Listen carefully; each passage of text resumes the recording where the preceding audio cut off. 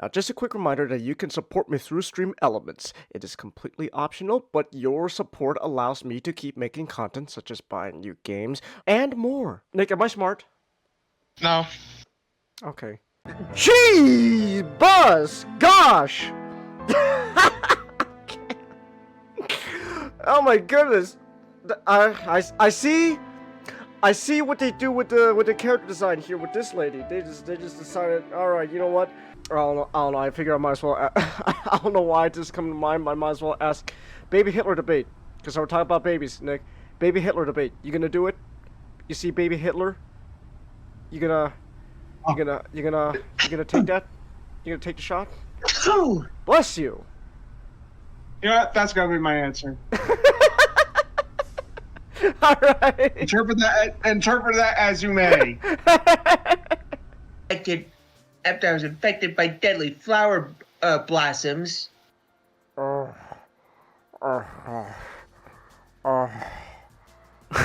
That's just... Sonic Sent a robot, a double meat knothole. It would have sent the coordinates to the village's location to him, but it was destroyed first. Oh gosh. Sonic, you gotta help us! Robotics destroying everything! I'll tell you what's really destroying everything. This goddamn acid reflux going on my stomach. Oh! Someone give me some fucking Pepto-Bismol to wash out this cauldron of shit. Someone give me some fucking Pepsi or something. I swear I'd do anything for a goddamn powerhouse round of diarrhea. You're gonna fumble, Nick. You're gonna... Oh. You're gonna fumble. Oh. Look, man, all I'm gonna say is, okay, look, now, to be fair, Storm is with Killmonger right now, but if for whatever reason he and Storm end up together, Now as he's fumbling our relationship, he's cucking one. well, no, hold on, wait a minute, hear me out, Nick. What if Okoye dies? You can't fumble one relationship if that relationship technically gets killed off. That is true. So, What if T'Challa's the one that gets her killed? that'd be so sad. Oh.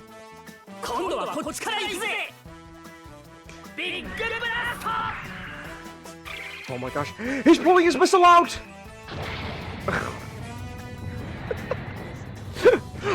What's he? Oh my gosh, is Combattler V kissing the enemy? They're kissing! Let's go! What's he going to do now? Oh, he's pulling his missile out! It's superpower so we can fight for real.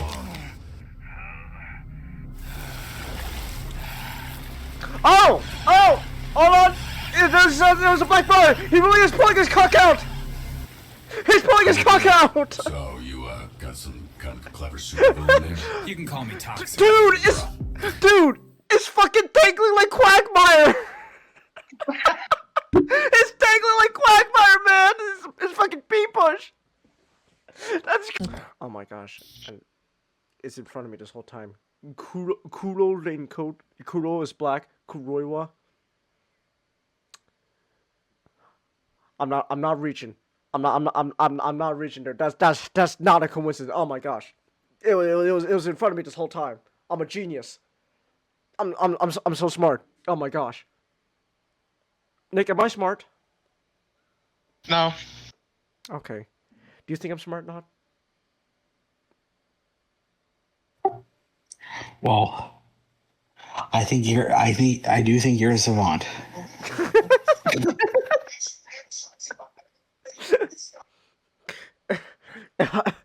If I'm a savant, then why hasn't no alien tried to kidnap me? You don't have Because that movie is terrible. Oh my gosh! No, wait. It's not. Maybe it's not necessarily the Exodus part, but this could be the fucking part where the Jews had to wander the desert for 40 years, just like the Bible. Oh, Kenneth Penders. Oh, you stupid idiot of a man. I love you. If that's the direction we're going, oh my gosh, Mr. Penders, you're stupid. But man, oh yeah, Wolverine's just really good. He's got solid range and he's got good mobility. Like this little midget dude's going ham, man. Wolverine, yeah. Look, he is a short king. He is a short king, man. I'm doing really well with short king at the moment. Oh gosh. Hiya! Oh my gosh. He's dead. He's dead already. That's great. Logan, stop! He's already dead. I'll be right back. I have to go. I'll be right back. I have to go grab food. Alright. Oh man, I'm doing so much better with Logan than She-Hulk. Like, it's just like a Bumblebee from Transformers. And he's got this big ass horn. Oh my gosh. That Jaguar, they're flying at low altitude, so you should have a chance to engage. Understood. I'll give it a try. There's your chance. Damn Jet Jaguar. No more to the right. Just imagine Bumblebee having to hold like Cybertron Metroplex's fucking weapon. Oh. That'd be great. If he loses here, the world is... Jet Jaguar's the robot that will defend the peace. If he loses here, the world is doomed. Hear that, Jet Jaguar? I will rise to the challenge.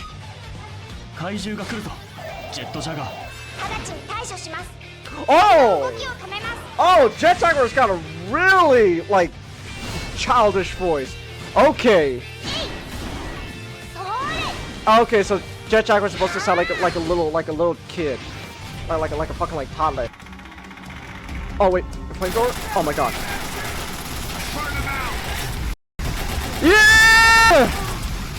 I'm burning you! Use that flamethrower. Enemy MG. Hold on.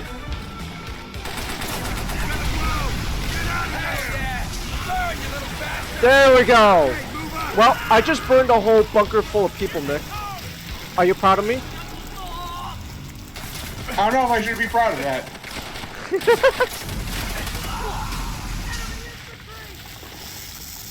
Dude, this is World War II is hardcore, man. Welcome to the team, Waterboy. Yeah. Bye, welcome to Waterboy. You too. He's cool. Oh no! Oh, never mind. Changus. Never mind. Changus. No. Changus. No. Changus. No. He spit. That's not sanitary, Nick. That's not sanitary. Changus. His entire power is that he's emitting like pure water out of his body. No germs, just water. That's still not very sanitary. Bodo? Yeah, Bodo. They're tied up, Bodo. Not that! Anything but that!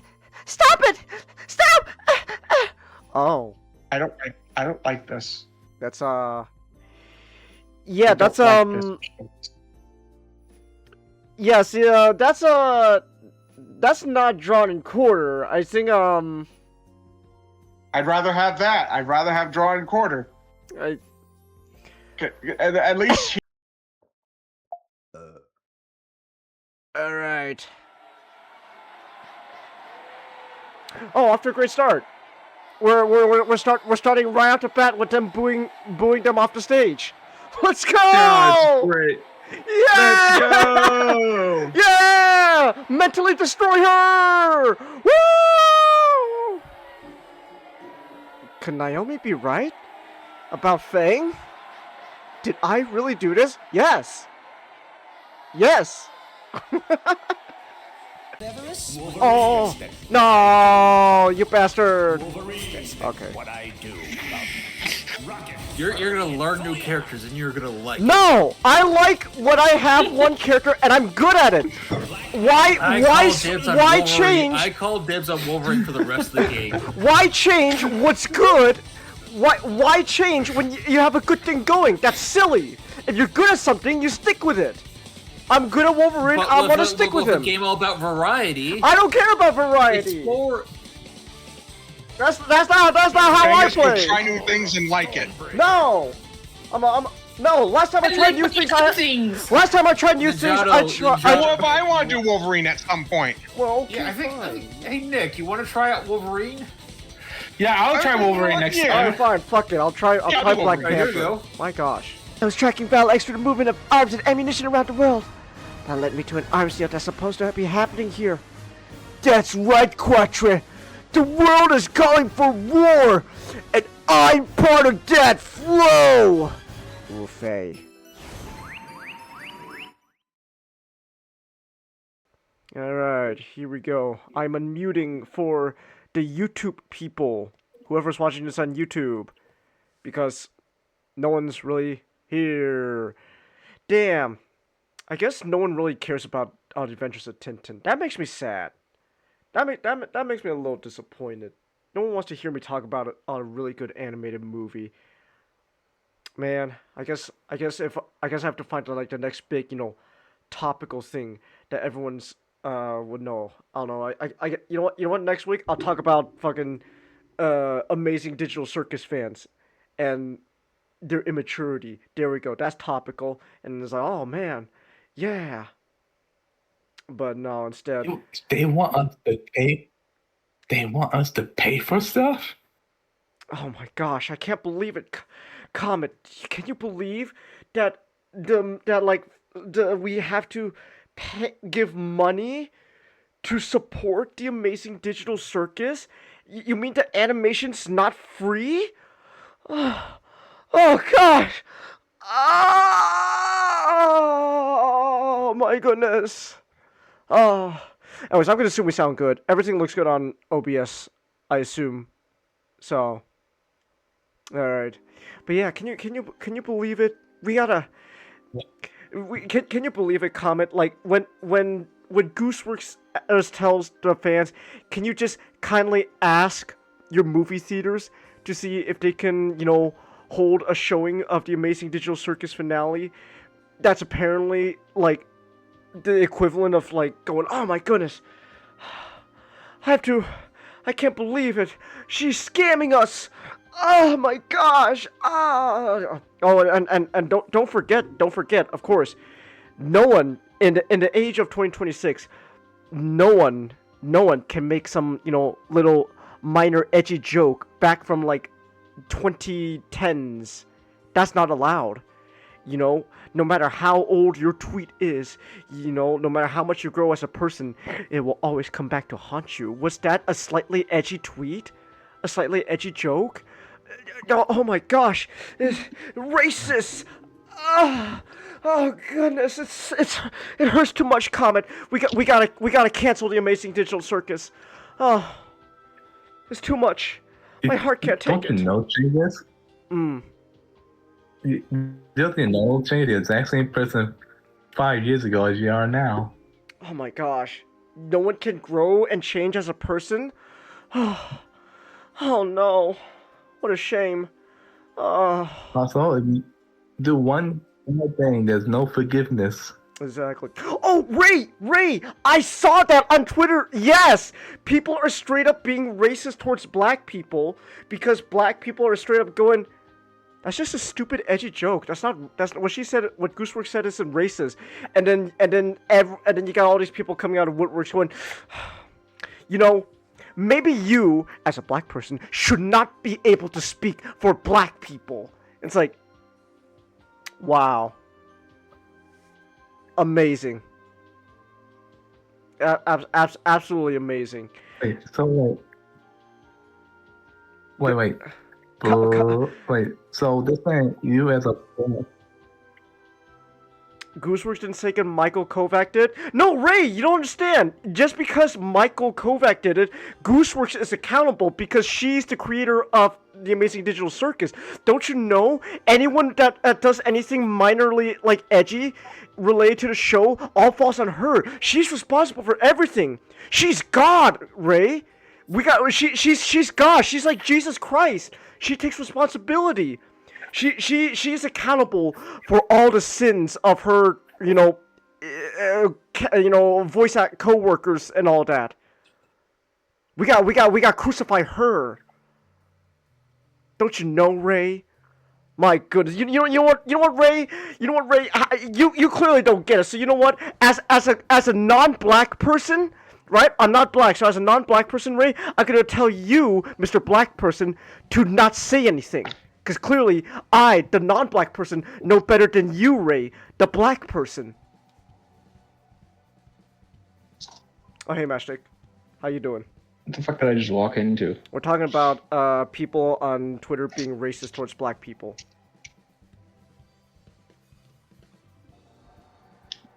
So, yeah.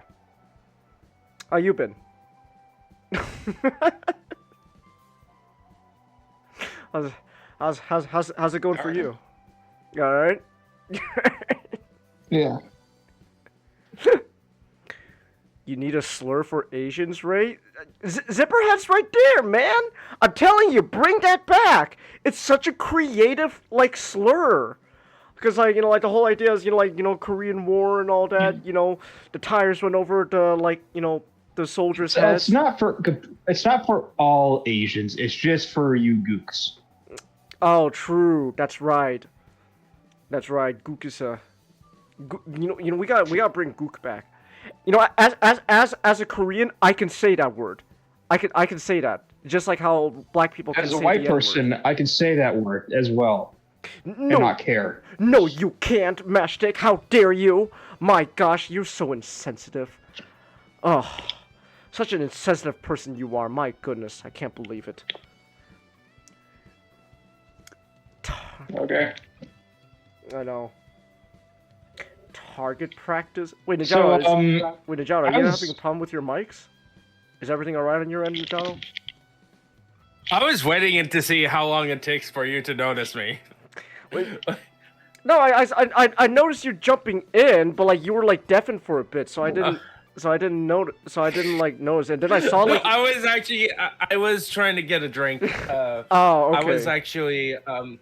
I was actually penning up a model, just to kill some time. Oh, okay. And I finished it up just as during your 10 minutes thing, all right. so that's why I was late. Okay.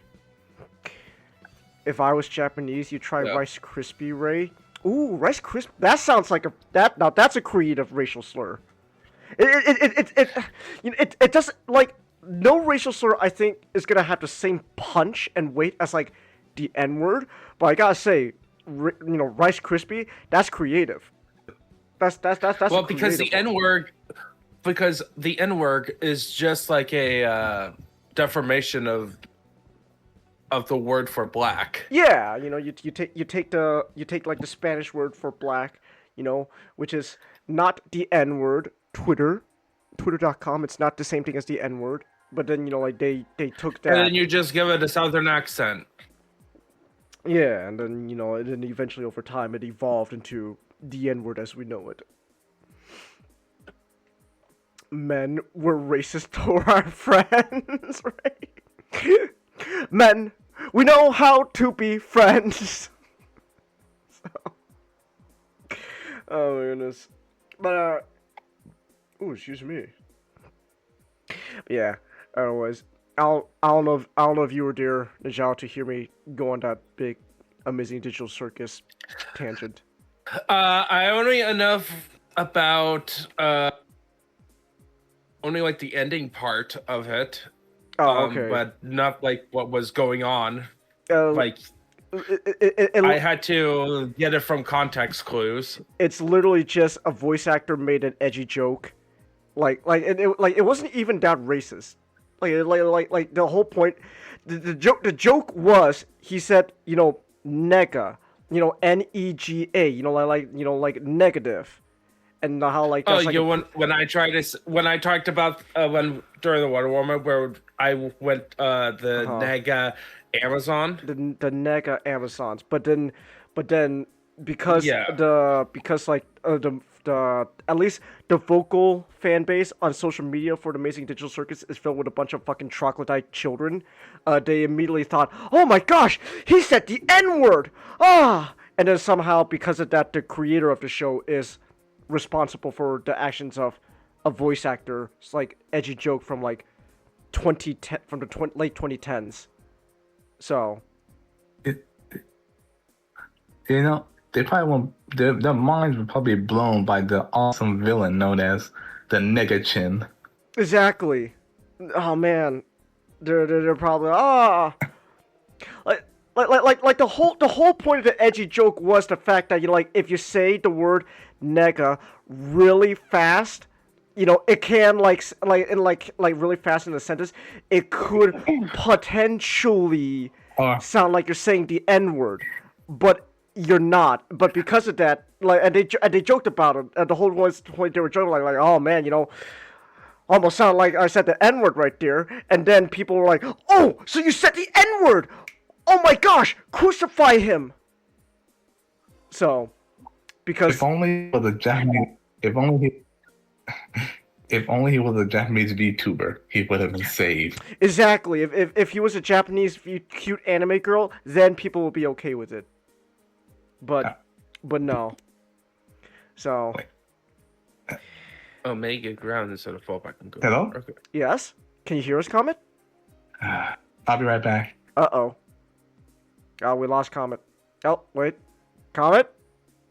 Can you hear us? Okay, what's going on? Mr. Black Comet? I'm here. Okay. I was saying everybody was quiet. I'm like, I disconnected and reconnected. Oh, okay. Alright then. I think I got disconnected too. Okay. I think this group's been having some problems, so. The Negachin is in black costume, right? That is true. He is in black costume. And when Mr. Crocker said his name out loud, the whole it admittedly did kind of sound a little bit like the N-word, but that's the joke. It's a stupid edgy joke, oh, kind of sounds like the N-word, oh man, that would be bad if I actually said the N-word. And then again, troglodyte children literally go, so you did say the N-word. We must cancel him. Oh gosh. Oh, Eggman nigga. Yeah. Oh man, we got to cancel Sonic. Comment. Sonic the Hedgehog is not safe content anymore. It's not safe for us. Timmy Mary Tootie Ray. I thought that was obvious. Like Butch Hartman's going on Twitter now oh, by the way guys, did you know that eventually Timmy married Tootie? And everyone's just like, I'm pretty sure that was obvious, Butch. What do you? This is. And also, isn't that the equivalent of? Isn't that just exactly J.K. Rowling's tweet retcons? Like, well, it's not even like a retcon sort of thing though, because it's pretty much. Well, it's still the same thing on the. I guess it's yeah, but at the same time, it's it's not. People don't have the same reaction because saying something that people found pretty obvious is not the same as going, oh, by the way, Hermione. Turns out she was supposed to be black this whole time, and then people like. JK, you literally described in your book on written page her as, a pale white, a pale white girl. Miss Rowling, you literally described her as the whitest person in every room. This is a direct contradiction. This is, man. Oh my gosh. Me, Not, and Nick. And SGD, I think it was sometime last night we were talking about the Harry Potter about the new Harry Potter show. I legit feel kind of bad for the new actors because they're gonna get well, of course, because they're just gonna get a ton of flack for something that's completely out of their control. Oh. Yeah, it's yeah. Like the same. It's the same with the Rings of Powers actors. Like, I haven't heard anything from them of like attacking the fans or making comments about people on Twitter. But you know, they're roped into Rings of Power. Yeah, it's like, it's sucks to be them, but they got to pay the bills. Yeah, and at least it's like, hey, if the few people who maybe like years down the line, people have find some form of appreciation. maybe. That's it. Not like we were talking about. Like, it's none of the actor's fault. But all I'm going to say is, whoever was in charge of like casting clearly didn't really think things through, because when pasty white boy Snape. Well, okay, there's Snape, but also like when pasty white boy Draco Malfoy goes up to mixed race Hermione and calls her a mudblood. Just saying, I don't think that's people are gonna get a different kind of meaning out of that than what you were intending, JK. You changed Snape to black and put him in charge of teaching the dark arts. Exactly, in charge of the dark arts, and Snape is also like the one professor that like everyone like that Harry immediately suspects. He might be evil. He's always sneaking off somewhere. I don't like him. And it's like, now listen, listen. The intention was never the fact that the intention is not because of the skin color, but like when Harry's going, I don't trust that sneaky dark arts teaching wizard, and he happens to be black. Dark arts. It's like was it Snape? I don't know. Wasn't Snape like in his childhood was hung from a tree at one point? Yeah. Yeah, the whole point was Mythology Guy did an entire short of examining all the most egregious points about Snape's characters, like including Harry accusing him of stealing, Snape not getting the promotion that he wanted, always like getting jumped out of the job. When Harry accuses the only black professor at the school of stealing, it's like, again, it's not the actor's fault, but like whoever's in charge of casting just clearly didn't think things through. It's like, oh my goodness. I thought that wasn't Snape in charge of potions as well? Was he? Yeah. Yeah, so the black professor is making the secret concoctions. I don't know.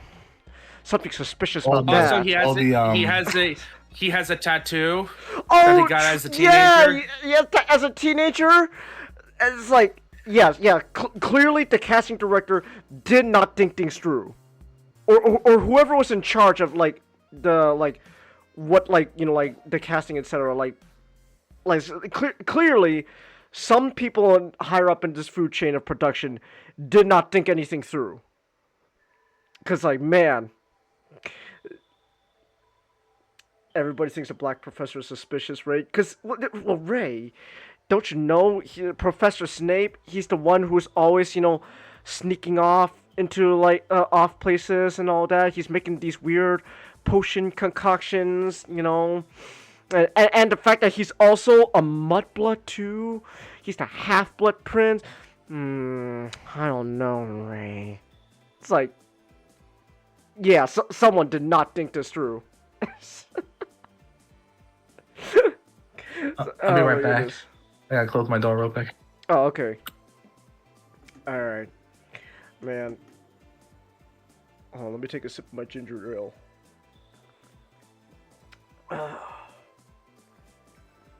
Anyways, people are not gonna watch the new Harry Potter show because they don't wanna support J.K. Rowling. I don't want to watch the new Harry Potter show because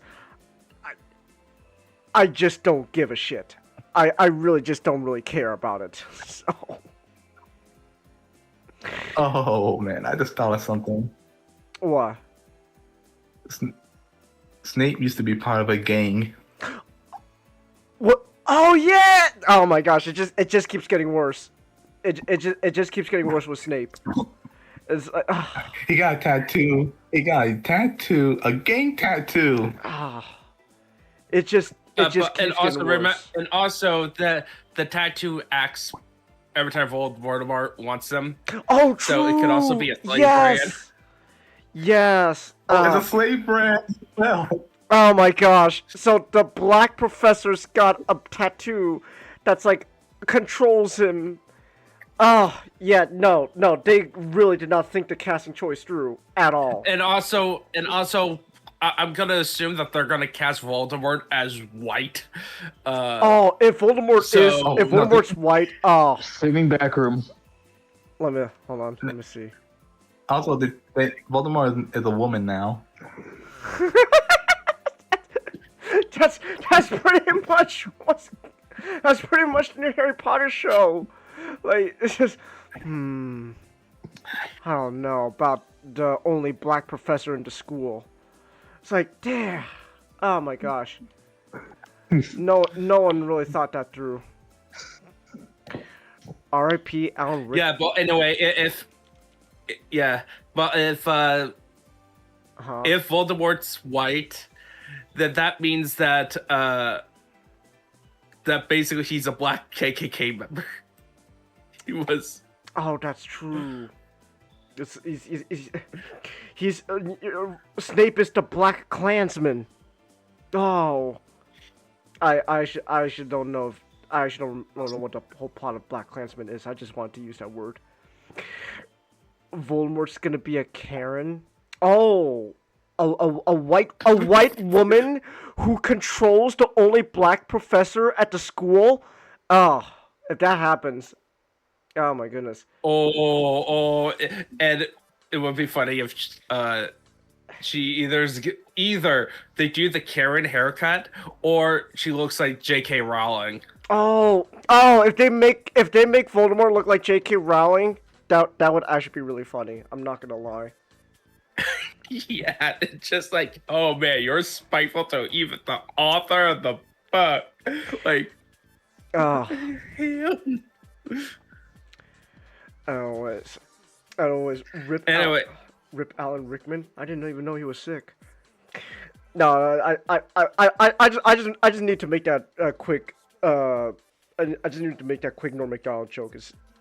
But anyways, yeah, rip Alan Rickman. He had like, it was some form of cancer. I know that. It's always cancer. You know that it's always cancer that like takes away that like a lot of these like actors pass away from. It's like, oh, what? It's like, oh man, what happened to this actor? Cancer. It's like, oh, damn. It's like, it's always some kind of form of cancer. Sucks. We should like make cancer like a personified like being and kick its ass, literally. So that way it doesn't hurt anyone anymore. That's what I say. So what you're saying?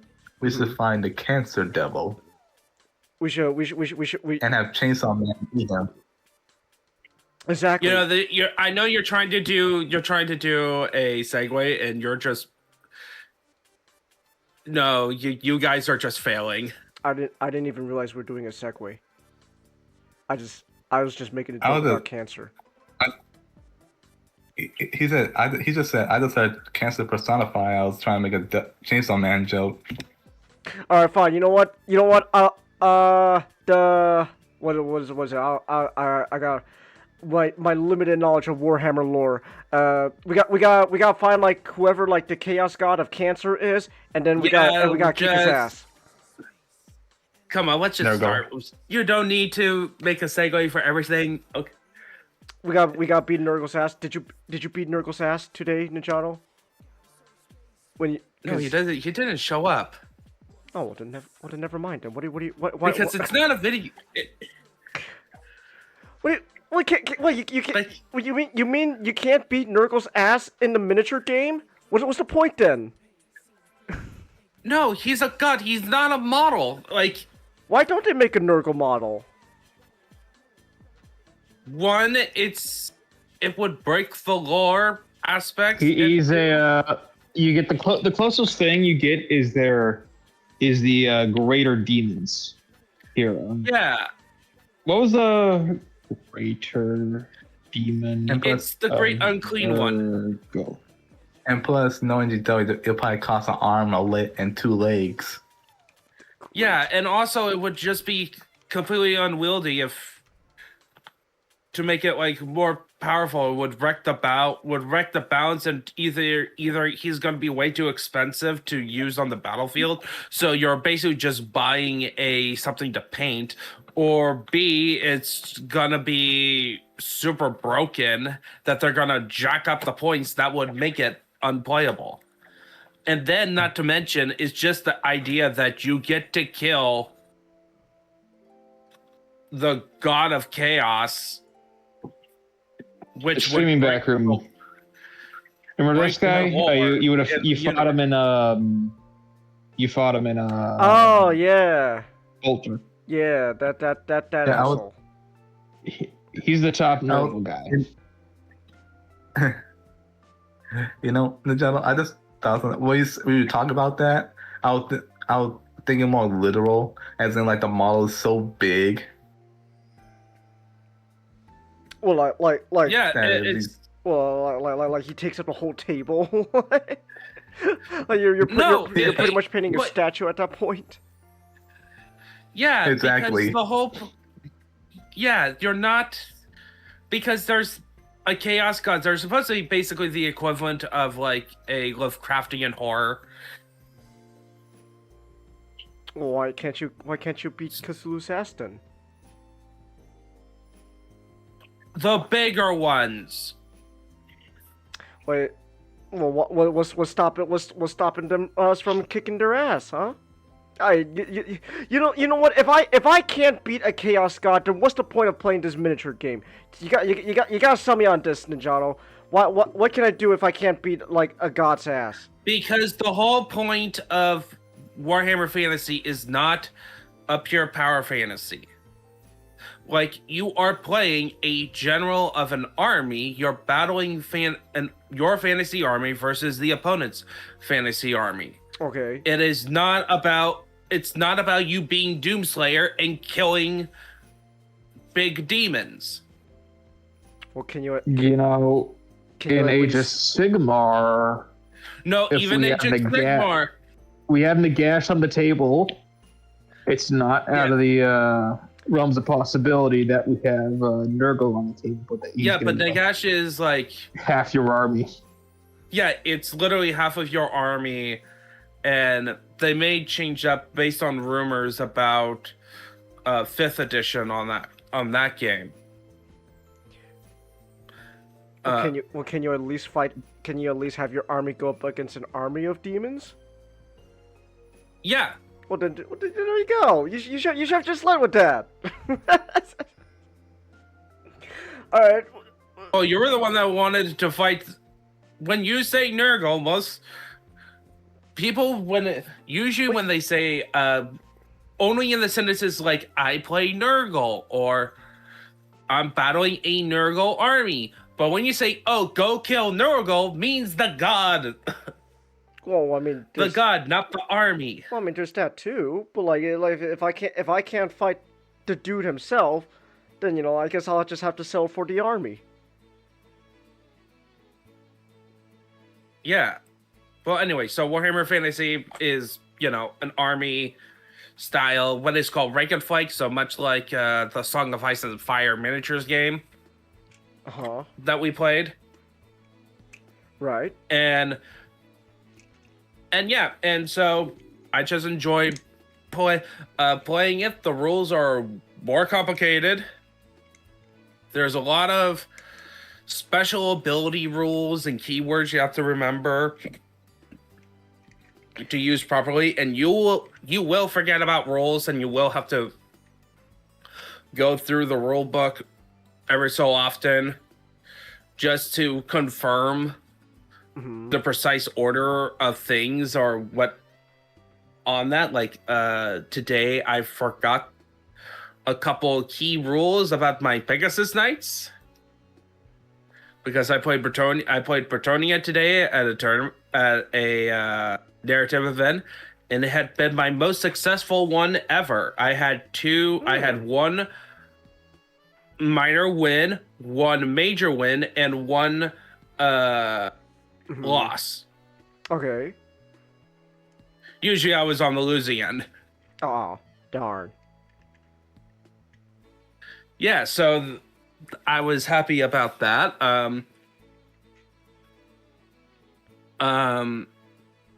Yeah, and then I played on my big campaign with a guy was with Skaven, and I lost repeatedly, but I did win an award for what is called the People's Champion, aka the Good Sportsman Award. Oh, all right. Just for the sake of like being as cultural as possible, and then also dedicated myself to playing Skaven throughout the entire thing. Like Skaven right now, in terms of tabletop, is one of the worst. Bottom 2. All right. Because it's part of what they call legacy, basically unsupported. Okay. They have rules, but they're technically not supported, except as opposed to like Warhammer 40k, where usually that means no one's gonna play them. Oh. Since the old world, what? So they are supported, just so to the minimum extent. Supported as they had one rules update after their rules came out. Okay. And tournaments allow them because they're mostly community run, because most of the community, as far as my interaction, are a bunch of old heads that left Warhammer after Fantasy blew up. Oh. Okay. Like, it's either new people, like I am part of like the people who came into Old World because of Total War, and like they chose this to be their first game. Or they're the people who really liked it back in the day and they're coming back to it after Old World came back. But they didn't join in the Age of Sigmar stuff. And they didn't go into like 40k. Oh, I see.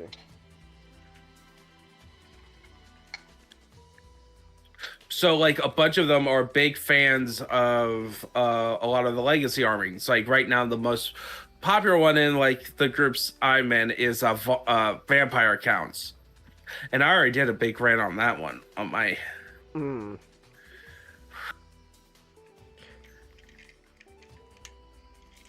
All right. Well, but yeah, what?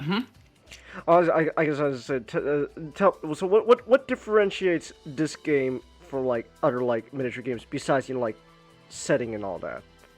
Like, is there anything like? So for gameplay, one of the gameplay is rank and flank. Okay, so you do have to care about positioning a bit more because you, like compared to a Song of Ice and Fire free up, right? You can freely turn and wheel pretty freely. All right. You don't get that lucky with this game. You have to really care about, like, you have to calculate in your movement wheeling. You have to think about that. So, and also, but in return, you can have a flexible formation. So for today, I had a unit of called Yeoman Guard, basically a bunch of foot soldiers. Okay. And you can put them on like 5x4 to make 20, but I did 4 ranks of 8, like 31 troops. So I did 8x4.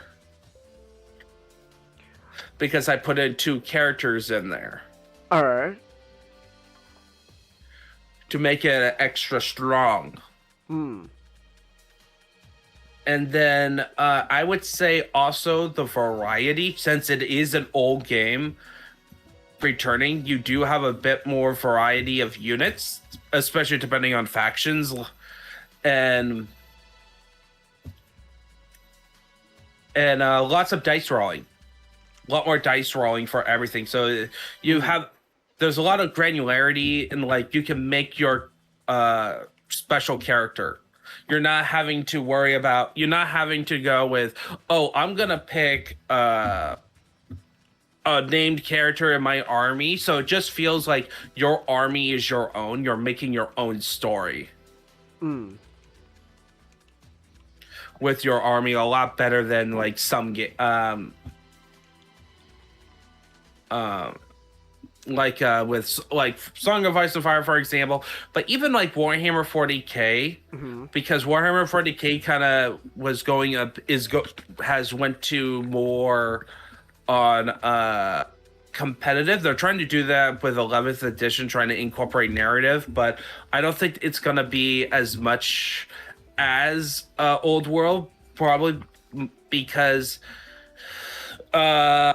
and I know this was older editions with Warhammer 40k, but you can customize, like, each army, even in Warhammer 40k, has like a generic type of character, like a Space Marine captain or a paladin. So like they're generic enough. So what makes them unique is that, like, for example, Bretonia, you have access to a mechanical virtues, basically an extra bonus to the your virtuous knight. You could pick like a vow that has some benefits and limitations, and then you could pick magic items, right? And that's where you kind of be a bit more creative of what type of items you want to use, or you can make a powerful build, right? Okay. So like the idea is your own thing. You don't have that right now with 40k. Like you're not gonna be equipping a generic character with like they get like 1 or 2 options and then what unit they can lead at most. All right. In terms of variety, so you got like a lot more. And also morale is, if you fail a morale, it can be really punishing. Okay. Which can lead into some frustration but also some hilarity. Like my yeoman guard in the second match fought against 2 giant monsters all right, at once, and they were holding the line for a bit, like, granted, and killed one of them. Granted, and that was like 10 wounds, but granted, one of them had 2 catapults, trebuchet shots landed on top of it. Oh, trebuchets, let's go. Like, yeah, and then, but what happened is that they managed to win the fight. All right. One fight, thanks to Pegasus charge, causing him to retreat, and then they catch the unit. And when a unit catch a fleeing unit, it kills it instantly, no matter how much their health pool is. Oh. Okay. It doesn't matter how big the unit is, how many guys they have left, or who's in there. Like, if your character is in a unit, they die too. Wow. Okay. All right then. So you do, and that wasn't the first time a group of peasants took down a giant monster. By the way, it's hilarious. Like, one of the games happened where it was in a doubles tournament. Okay. And what happened was basically 2 players. Okay. 2 players. The average Bretonian peasant versus the strongest foreigner. All right. No, but what happens is that in that match, me and my partner were paired against Empire and Beastmen, and I had to deal with Beastmen with 2 Dragon Ogres, including a champion unit. Well, my champion in my unit did a 1-on-1 duel. All right. Against a Dragon Ogre. Now, statistically, that Dragon Ogre should pace the champion. But he whiffed it. Hard. And my champion managed to roll all the dice to give it 1 wound, and the Dragon Ogre did not. And then his buddy did not do as well compared to me, causing him to flee and this unit to catch the unit. So they killed 2 giants. It is hilarious. And they were only fully health. It wasn't like they were on 1 health each or on their last legs. No, they were pretty healthy. They just got scared 1 time, and then as they fleeing, a bunch of peasants just managed to catch them and kill them.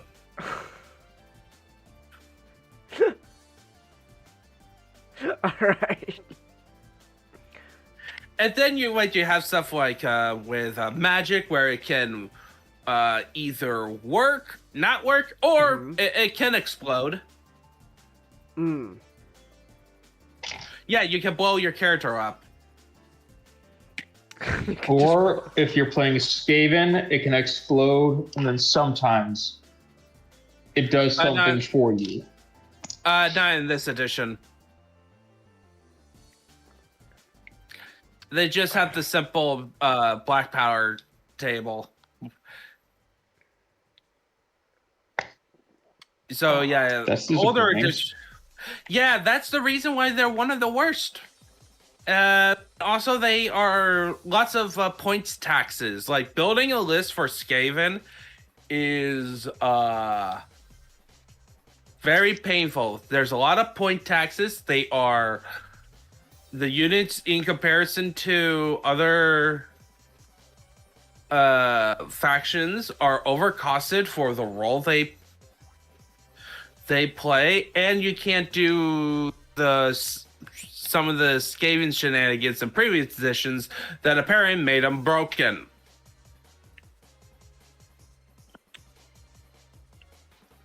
All right.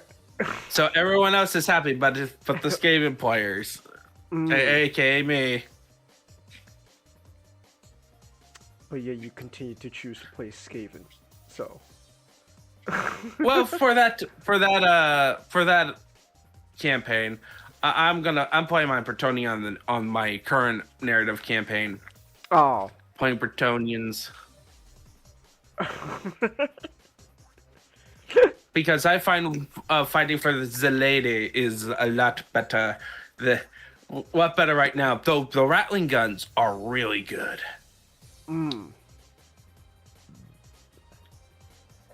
What? Just like.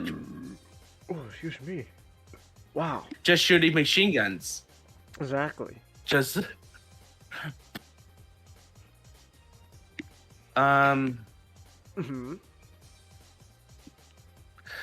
Yeah,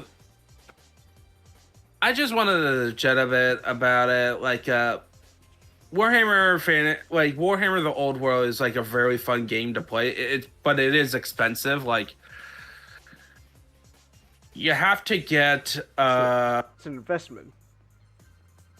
Yeah, it is definitely an investment. $200 around that to just get into an army by just base battalions. If you want to get either Tomb Kings or Bretonnia, you pay $300 out, but at least you will get dice, templates, and rules on top of that. And then, of course, you have to do, but that doesn't include all the models, and that's only for if you want to just glue stuff. I see. But then you gotta have and then when you have painting on top of it. So there's definitely games that are more cheaper to get into in terms of army scale, but it is a fun setting, and like the game system is really fun. It has that kind of it feels like that perfect blend of like narrative and somewhat competitive. It's more in the narrative side than the competitive. Like it's not like 110% balanced. Like there's stuff that could be broken. You can find the broken stuff easily in this game, but it did feel like it has a lot more easier narrative moments, usually because there's a lot more dice rolls. Oh, okay. And so, yeah. Which is like what you want. Do you want something that narrative is a lot more easier to come by? Then yeah, this is the game for you. But if you wanted to be a bit more balanced, like Song of Ice and Fire game is like a bit more balanced. Star Wars Legion is more balanced, and technically Warhammer 40k Alright. can be balanced in a sense. Okay. But yeah. Alright. What is it?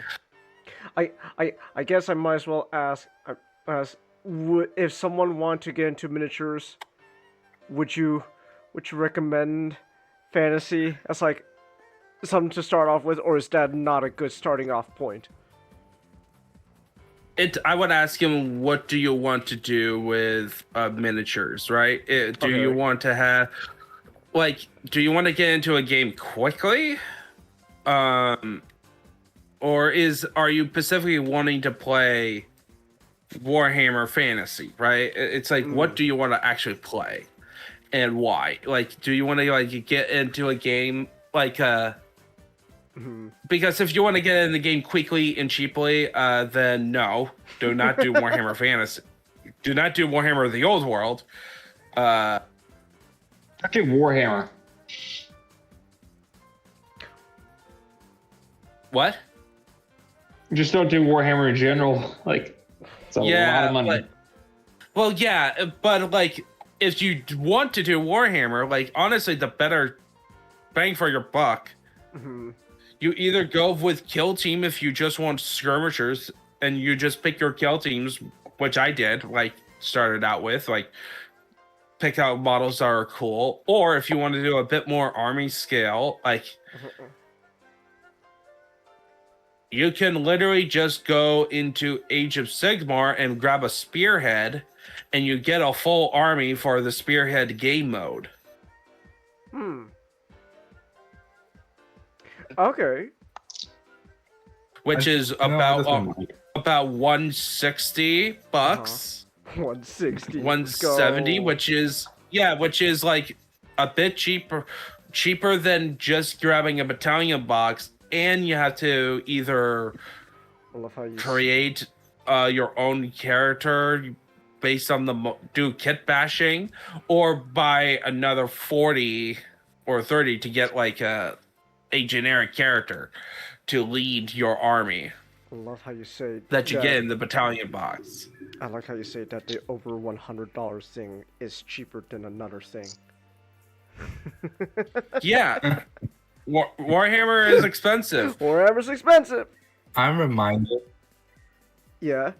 I'm reminded of some guy who I forgot what said this from. Maybe I imagined it, but some guy said he just printed all his models. Like paper printed. Is that allowed? Well, yeah.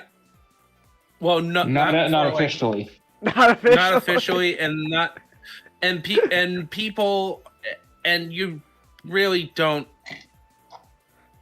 That is something at home if you want to learn the system to see if you really want to play the actual game. But if you want to get into models cheaper, generally 3D printed armies are okay. Most people are not GW run tournaments, but 3D printed armies are generally okay. But people don't mind that. I have some people I play with who did a 3D print whole army. Oh, okay. One of my players, the player I play around the most and who tends to organize for the narrative campaign, he had the idea of playing a Bretonian army, but it's all goblins. So yeah, and they have the whole lore about how they think up the lady, and it's silly stuff. They have a goblin with a mop head to be basically the prophetess that they throw in the water before battle. Oh, okay. And also, instead of horses, they ride squigs. What's a squig? Warhammer squig. Oh, it's a orc spore. They also. Oh my gosh! It's just look a at this. big ball. It's a. Oh, that's amazing! Wow. Yeah. Ah. And then for his Pegasus, they ride on giant bats for Pegasus riders. Oh, there's a collectible plushie of a squig. How on Amazon? How much? Only $16? I'll take Honestly, it's probably pretty popular with the players. All women players either go orcs or mids. Chinggis, I almost thought you were gonna say $60. No. Actually, the most expensive plush is. What is this? Purple Son of Shyish? What the hell is this thing? That's just a That's just a purple spiked ball with a skull on it. That's literally it. And it's the most expensive. It's like $30-something. Oh, I see why. Because it's fucking huge. It's huge. Okay, I see now why it's a little more pricey. That thing's big. It's big. Hold on, but I can't get you, Ninjato, a Skaven Deathmaster plushie for like $16.87 on Amazon. No. No, you don't want. You don't want a Skaven Deathmaster plushie? My goodness, you know what? I try to be nice, and yet this is what I get. This is what I get. You know what? Now I see why people say nice guys finish last. I guess I need to be a bad boy. I gotta be a bad boy. I can't be nice. Hey, I'm gonna pull up to your girl's house. I'm gonna pull up to your house, going with my motorcycle, going, hey, get in. Get it. Hop on. Well, I'm gonna take Do you that for a general. ride. Yeah, that General Krieg Riz. Who? Just no. Chinggis doesn't know Warhammer. No, General Krieg. I don't know who General Krieg is. No, Krieg. Krieg is a faction in Warhammer. They're a I was type making of Imperial Guard unit. Warhammer. I was making an invincible reference. Comment. I barely Wasn't know his anything name about Greg? Invincible. I barely know anything about Invincible. Comment. Like the most. Essentially, he's one of the Viltrumites, one of Omni-Man's people. He has he has a robotic eye. Essentially, at this point in the storyline, the Viltrumites are on Earth, but they infiltrated society so that they can reproduce. And what he does is that he ends up having a big harem. It's a harem. Yeah. I'm sorry. I thought you knew because you retweeted a couple of Invincible memes with Krieg in it.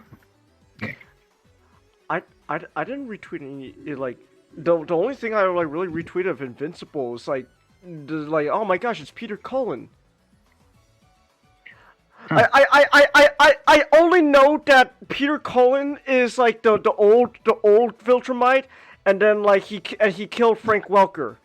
That's like my extent of knowledge. I don't know, I don't know who like any of those other people are. Like my knowledge of Invincible kind of just boiled down to, oh my gosh, it's Peter Cullen. It's Optimus Prime. Whoa.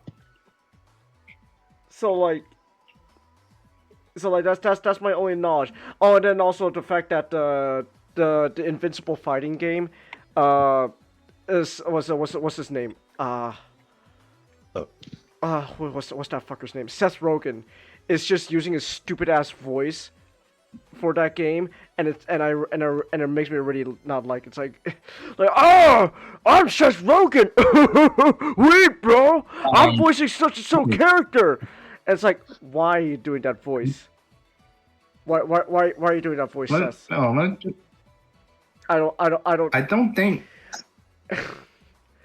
think Seth Rogen is voice acting in the game. He isn't?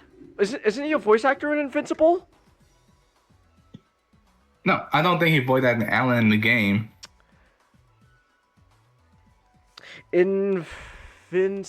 Oh my gosh, we're getting off track. We're getting off track now. Hold on, Invincible game. Uh-huh. We're getting off track now, but now you're kind of. Hold on, who are the voice actors?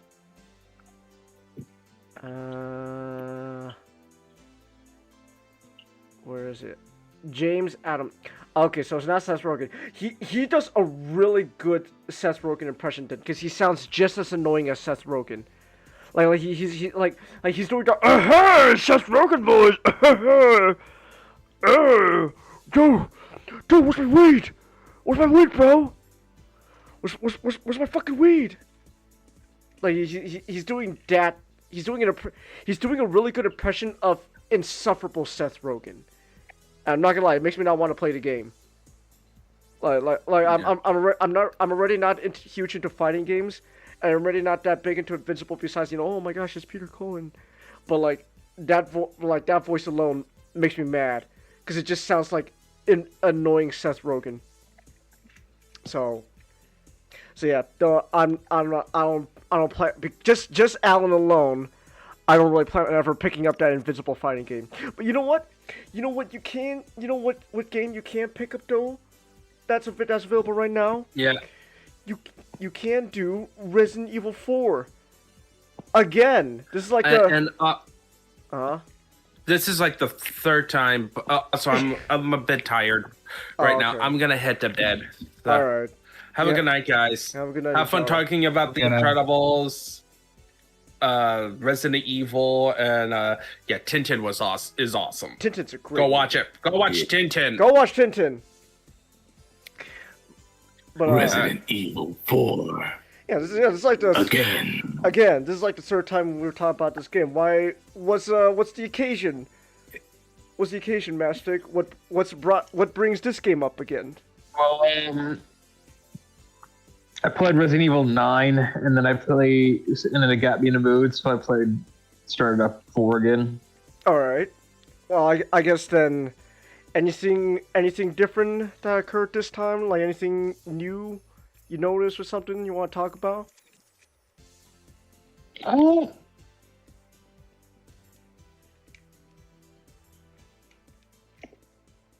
Not really. I just completed Separate Ways. Separate Ways is fun. Yeah.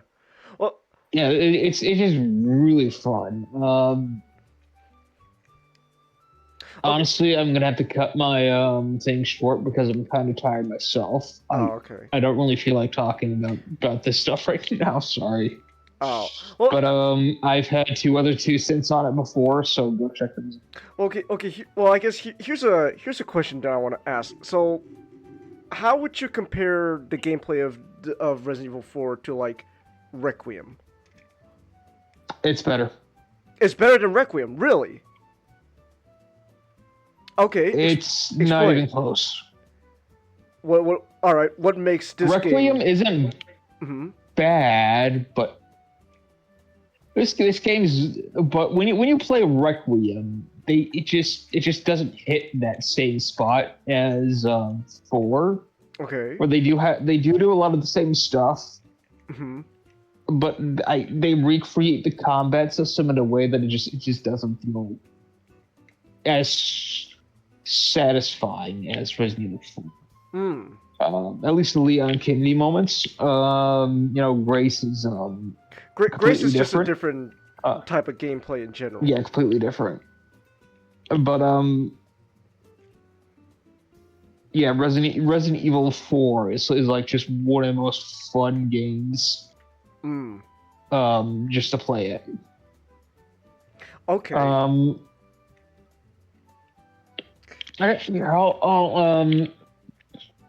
The design is impeccable. Just the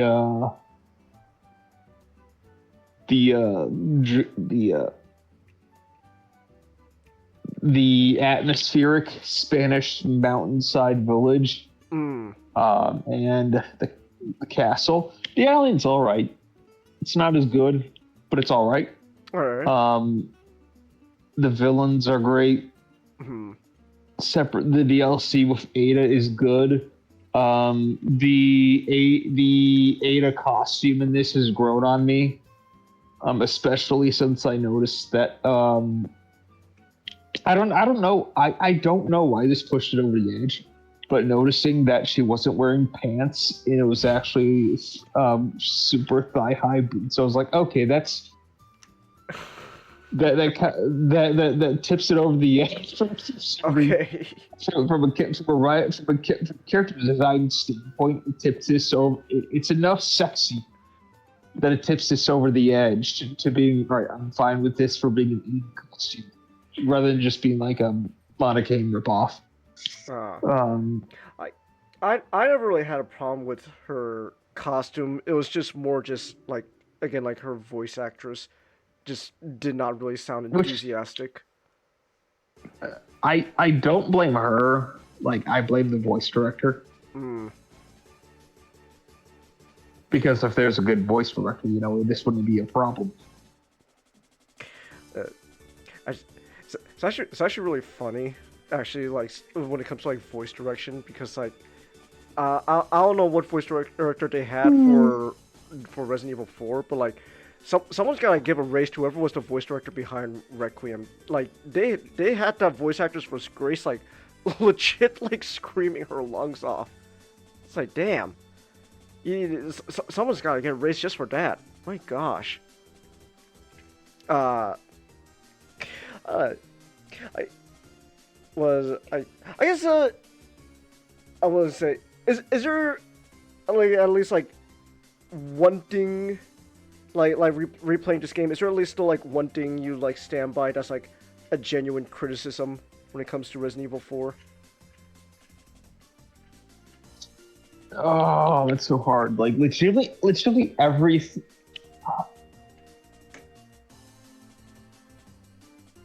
Maybe a few moments that were in the original that weren't here that I think could have been like there's not much that was left out. They even had the fucking giant. They did it in a different way, but they had the giant Salazar statue.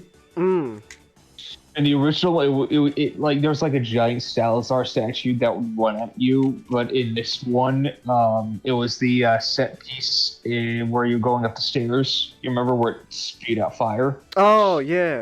Like they had that, like, and they worked it in.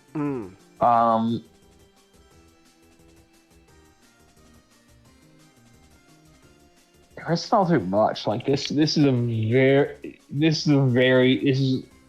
airtight game, whereas like there's not too much to nitpick about it. It's just so much fun. I hope whichever comes first, the Resident Evil, probably Code Veronica or 5, the remakes of those. I hope they're just as good. Oh, excuse me. Let me just double check something. Supposedly they're gonna announce Resident Evil Code Veronica Oh, okay. for next year. No, it's still $40 on Steam. Okay, I just want to see if it was on sale or not. That's a good price. Yeah, $40 is not that bad, honestly, especially compared to nowadays. So like, that's not too bad. I mean, especially like it's like $60. Like I would pay a full $60 now to play this. Like $40 is pretty good. Yeah. Like, how much is it again? For a few-year-old game. Let me just double check. Like, yeah, Requiem's still $70. So you're like $30 cheaper for Resident Evil 4 remake. I know Resident Evil Requiem does like newer game, and also it's just got like a lot more going on with that. So, but I disagree. 4 is better than Requiem. Well, I'm not saying better. Like, I'm talking about like a lot more going, like a lot more content. Well, like, isn't Requiem a longer game than 4? No. Really? Oh. 4 is longer. Oh wow! I didn't know that. Okay.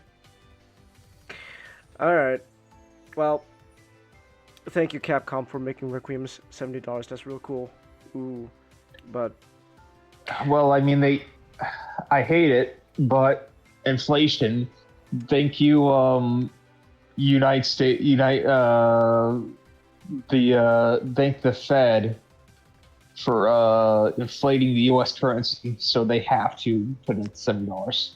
I love it. Ooh.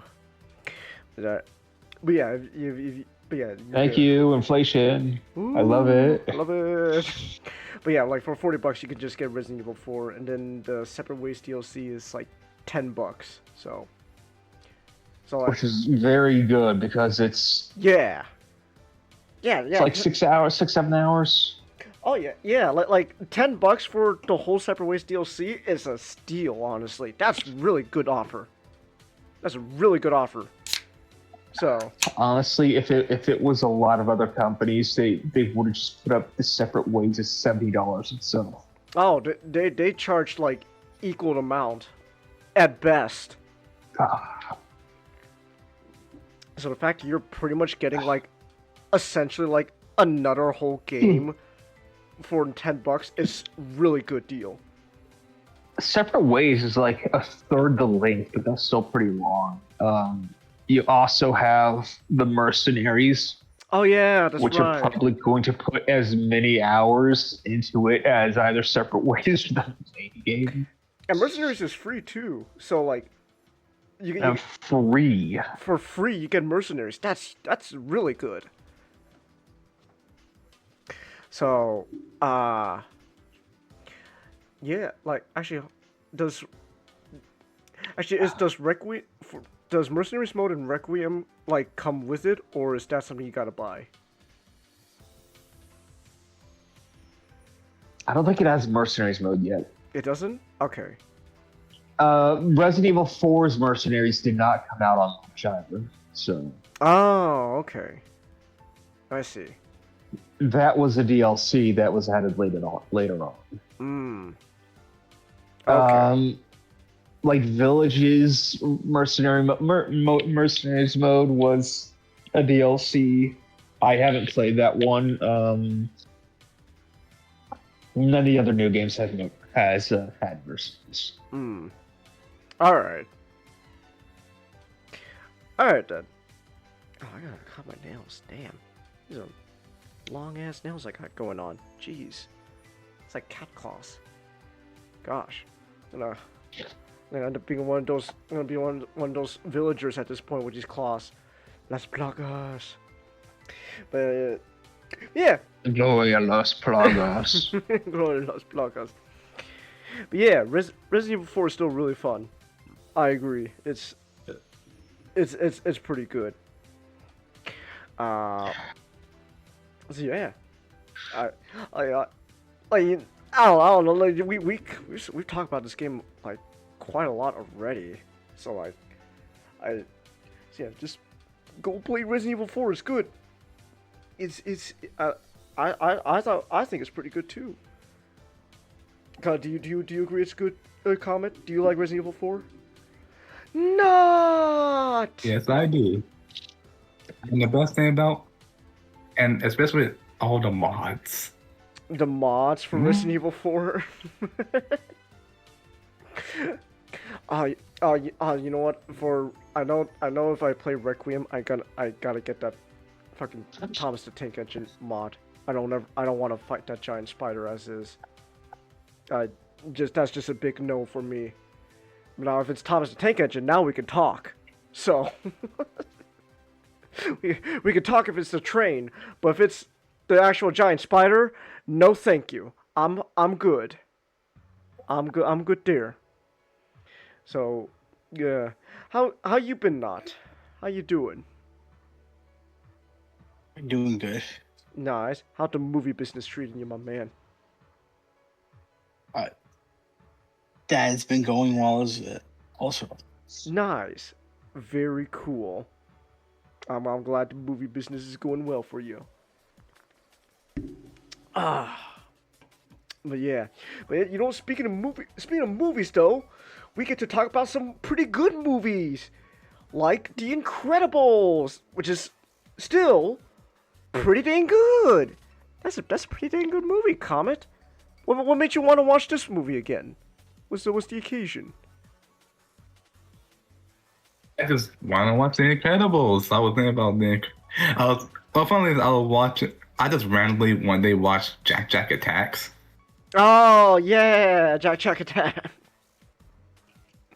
So I felt sorry for him. I know, but that just led you to go watch The Incredibles again. Yeah. Like, Okay. the movie, it still holds up. It could, if I didn't know it, but I thought it came out yesterday. It came out in 2004 too. It's a pretty good movie still. Like obviously, like from a technical standpoint, like animation has improved leaps and bounds compared to before. But like at the time, it was really good, and even still, I think it still looks pretty good as is. Like, no, that's what I'm saying. I was saying I could, if I didn't know about it, I would say it came out today. well, I mean, you could tell, like, you could just tell, like, honestly, you could tell it was like an older animation. Like that's not anything new, but like the art style though is still really strong. Yeah, that's yeah, I think the art style really lends into it. Will you? The movie was totally good. Will you rewatch The Incredibles 2, Comet? I didn't watch Incredibles 2. Really? You never watched Incredibles 2? So if I watched, no, I didn't heard great things about it. I might watch it. Yeah, The Incredibles 2 is not as good, but I thought you would watch it already though, so I was like, oh, but yeah, but yeah, so yeah, The Incredibles. Everybody knows the story of The Incredibles. Yeah, The Incredibles. You know, it was The Incredibles 2004. It was such a good superhero movie about a family of 4 superheroes. That the next year when Fantastic Four came out, people was like, it's not as good as Incredibles. That's funny. I didn't know that. Got a good fantastic. We finally got a Fantastic Four movie to beat out the non-Fantastic Four movie. That was basically Fantastic Four. And it only took 24 years. But no, 22 years. 22 years. So. Yeah. So yeah. The Incredible starts. But I didn't know this. That I feel kind of dumb, but it was set in the 60s. No, it's not set that, but it kind of has like the the feeling and tone of like like those old superhero comics. I would have expected the 50s. One of the newspaper that Mr. Incredible was reading, it says 1962. Well, that's because that makes real close. Well, that's because it's like like flat, like the opening of the movies in the past, and then the rest of the movies in the present. Well, present 2004. Like this is very. Is it because like? Wait, hold on, come. Were you saying not? I was just gonna say, this is just like the entire film. No matter what it claims it takes place in, the Art Deco look. It's very early 20th century. Mm-hmm. It shares a lot of its blueprints with like Batman the Animated Series, Superman the Animated Series, where like a lot of its architecture and art direction comes from that same art movement. Mm-hmm. So it's like it, and also it's just like that's like because superheroes came from like the turn of the century. There's forever links with that, like because Kurt Busiek has that. Kurt Busiek has that as a point of Astro City, and Astro City is not supposed to be a story set in the past, but like you just imagine when you imagine like a golden age of superheroes, you imagine like Art Deco buildings and like future-esque technology, but like it's no more like it's based off something that's already readily available, like trains. And it's just a really recognizable like kind of art style that like a lot of like superheroes media uses. So like Incredibles just it just has that same flair to it. So like it doesn't really take place like, sure, maybe in the past it could take place like that, but like even like quote unquote present of 2004, like it's just gonna still have to like look, because like the art style. Oh, you can say some comment? Damn. Oh, one of them. Mm-hmm. I really like the family dynamic of the film, because it feels like natural. Like you can. Is like the arguments between Bob and Helen, but you can see both sides of it. Like Bob trying to relive his glory days. You understand why he missed it, but he gotta focus on the past because his family can't keep moving around. Well, yeah, it's At just the time you can see why Helen want her children to sit out. Yeah, I think. Oh no! I like the go ahead. Yeah, go ahead. I'm sorry. No, go ahead, Black. I feel like also being older. I haven't seen this film since I was older. You spot all the little commentaries in there, like the insurance company bit, or when Bob complained about like they come up with little rewards for everything. I can't believe. Why can't Bob just let the insurance company just scam people? Is he stupid?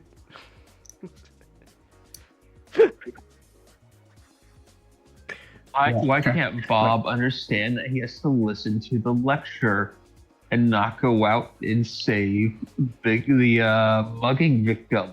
Is he stupid? Is he stupid? My gosh. No, but I oh, go ahead, not. mentioned this. I think I mentioned this to you guys before. Like, Brad Bird is an objectivist. So like, Yeah. so like, you could tell like Bob has like some of his ideas where he believes that anyone with superpowers, well, like they should be given the right to show it off, like, you know, because being a superpowered person, you're not better than people. You know, he's not that type of like. Now, thankfully, he's not that type of objectivist, but like, you have a responsibility to use those powers. Yes. Is a man entitled to the sweat of his brow? The whole no. Yeah, like we talked about this. So before, that's what the whole. Oh, I'm sorry, Tom. What were you saying? No, it was, but okay. I know saying what not said makes sense now, because while I was trying to see if there are any fun things about the film, I know it's Reddit, but someone mentioned like, you know, they wouldn't come from rebels because it seemed like an Ayn Rand fantasy or something like that. An Ayn Rand fantasy. No, it's well, Ayn Rand's objectivism is a little different, but like a lot of that Randian, you know, like you could kind of see the film in a Randian philosophy. Like, if you don't want to, that's fine, but like it's you know, it portrays like the golden age of superheroes as this like wondrous time, or like, hey, you know, crime was still happening, but it was being dealt with. And then once the superheroes have gone away, like things have just gone worse. Oh yeah, that's what I want to point out. I kind of have this theory, because someone pointed out, you ever know that none of the supervillains have superpowers? And there's like this like theory that's why everybody was all like all ready to get rid of behind the anti-superhero law. Because there's no supervillain that have there's no superpowered, villains with superpowers, and the police can handle them. Why do we have these heroes around in the first place?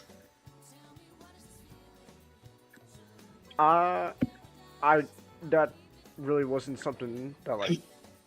From I guess the Brad Bird objectivism point of view, it's just kind of the idea that the concept of the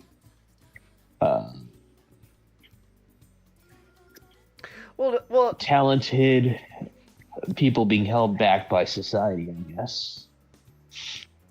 But I don't know. But I guess like, I kind of see where you're coming from, Colin. But like, I never really viewed it that way, because even though Syndrome technically doesn't have powers, like at the end of the day, his whole thing is still like supposed to conflict with the idea of, you know, like, oh, with these superpowers, you know, you have like a responsibility to, you know, like use them for good. But it's like, like the whole, you know, oh, if everyone's super, no one is, you know, like that kind of gets rid of you know, that would get rid of Bob's, you know, whole purpose of being a superhero, which is, you know, he has these powers and he wants to use them for good.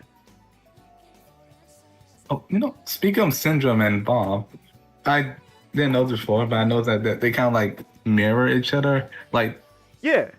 Except Bob was able to let go of the past, while Buddy cannot. Because Buddy could have let go and made millions, even be the hero he wanted. Yeah. Exactly. But he could. And also, I did not know he was voiced by Earl. And once I hear him, I'm like, oh, I can hear it now. God damn. Jason Lee. Yeah, Jason Lee. Yeah, he was on a show called My Name Is Earl. Oh, okay. Really good. He grew up with a mustache and his hair. I see. So your age is showing. I see now. Yeah, but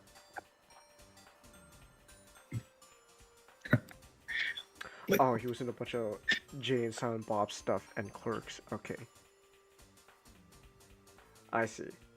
Sorry, I was just looking up I was just looking at what Jason Lee was in. So He was also in the he unfortunately he was one of the few victims along with David Cross to be in the Alvin the Chipmunk movies. that's true. Yeah.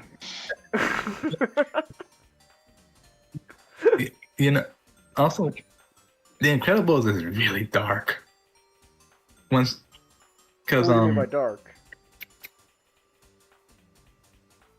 Well, because when Syndrome go on his killing spree, with his dragging luring heroes to his island, Yes. and when Mr. Incredible finds Gazer being corpse, and it's like when he goes through the list of all the heroes that Syndrome tested his robots on. I guess if you're a child and like this is the first time you're watching a movie, then like you see a skeleton, I guess it could be like a little dark, like a little bit. But I never really viewed.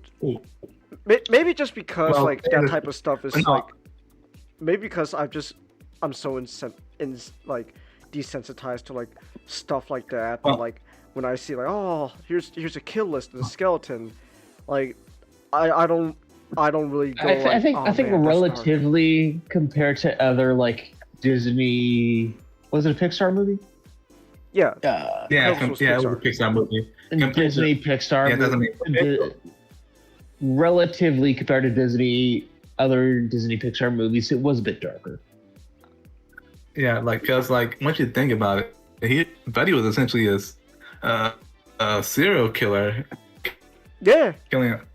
Just essentially killing all these heroes, and then also, and on YouTube, someone did a compilation of all the heroes he killed, and made recordings of their final moment. The extras for the DVD, you could take it with a grain of salt, but the extra for the DVD kind of paints a lot of the I think one superhero, I think he was just a narcissist. Where it's like Gamma Jack. Yeah, but I do like I do like there was just this fan animation of Gamma Jack's final moments, and before he died, he just trolls Buddy. Because he figured it out. He was like, hey, buddy, Mr. Incredible didn't return your calls. Ah, I see. Even in the face of death, he still gotta mock someone. All right. but I'm not. Yeah, I listened to a couple of. There's this one female superhero who outright admitted she brainwashed mind control a popular girl in her high school to break up with the boy she likes, or something like that. Yeah. Sorry. A lot of the DVD extra, again, you could take it with a grain of salt. Does paint a broader picture that kind of shows, not the golden age of superheroes wasn't everything Bob thought it was, because he was thinking of it from such a small picture that he didn't realize. Well, a lot of superheroes were probably causing more harm than good, and when Mr. Incredible, one of the few good ones. Well, I want to say one of the few good ones. I'm sure there was plenty of good superheroes, but when Mr. Incredible eventually did what he did and saved that one guy, it was just the final domino. Kind of just go, well, oh, we need to ban them. because how dare this this man, and suddenly you feel so. Ah. Oh, I was gonna say, and suddenly you feel sorry. Like this one superhero that he essentially put everything into this superhero-ness that he neglected his civilian identity to the point he didn't really have one. So when the superhero went underground, he just went into a depression because he put everything into his super identity.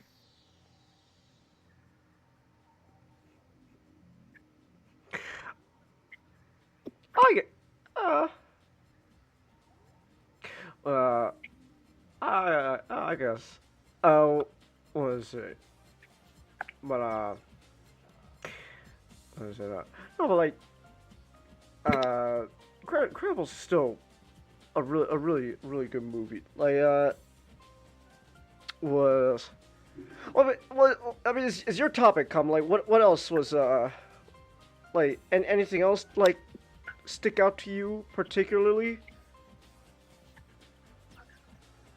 No, like I said, I like the retro futuristic style of the movie, and the story is. I think the story does really good because it just handled like Bob going through it like a midlife crisis, and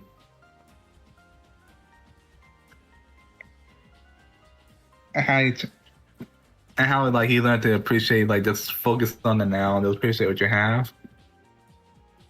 And I really like how like they didn't make the henchmen idiots. Because one scene I really like is like you know what I mean. Like that one scene I really like that Violet turned invisible and went into the ocean. The river and turned invisible. I like how the henchman just grabbed some sand and just threw it in the water. To look for. Because any other movie, the henchman would just like kept moving. No, yeah, I gotcha. I just really appreciate they made the henchman confident.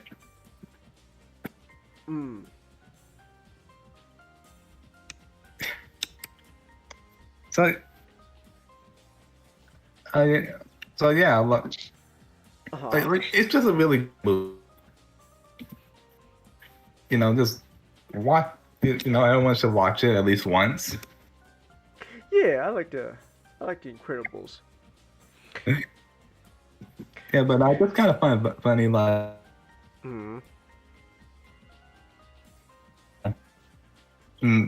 Like even if Buddy was given, like let's be honest, Buddy was on. Even when he was young, he just so silent. Oh, you're kind of roboting a bit. Comment. He wasn't in it to be.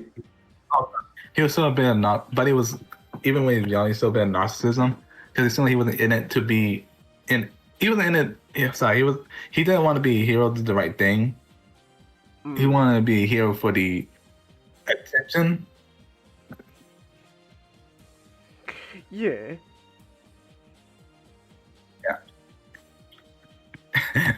Also, we got a really good meme out of it. Incredible. I feel like it with me.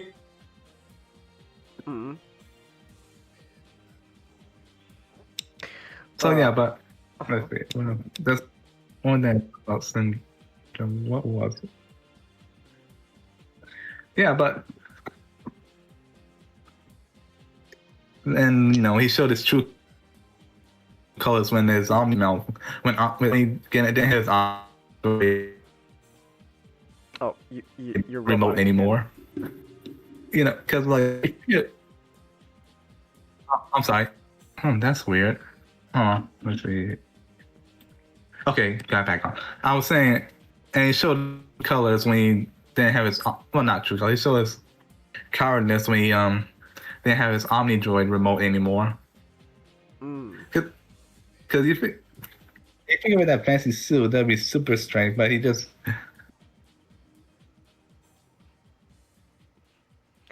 But what watch the movie. You can find it on YouTube. Also, I highly recommend going through the extra files.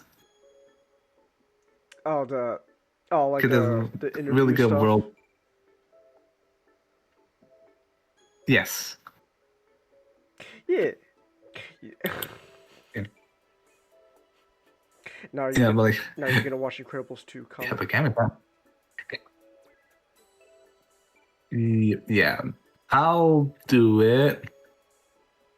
You'll watch Incredibles 2. All right. I will.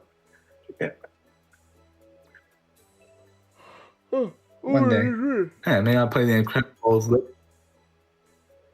Oh, hey, did anyone here play the Incredibles Lego game? No. No, I never. Uh-huh. I never played that. Comment when I was growing up, I played like a couple of video games, but then when high school hit, everything had to any sense of enjoyment had to be thrown away because you become doctor or lawyer. Are you a doctor yet? No. You talk to me when you're doctor. So there was just a good chunk of my life. Okay. Oh no, I'm saying no. The Incredible Lego game is a recent. Oh. It is. Oh, okay. Yeah, well, I've never. Incredibles Lego video. I still haven't played it, so. Yeah. Oh. Huh. Is it? Oh no, it's looking on Steam. Oh, sorry. I was gonna say, is it on Steam? Lego Incredibles. Let me see. What are we dealing with here? What we're doing with $40. $40 reduce for Lego The Incredibles.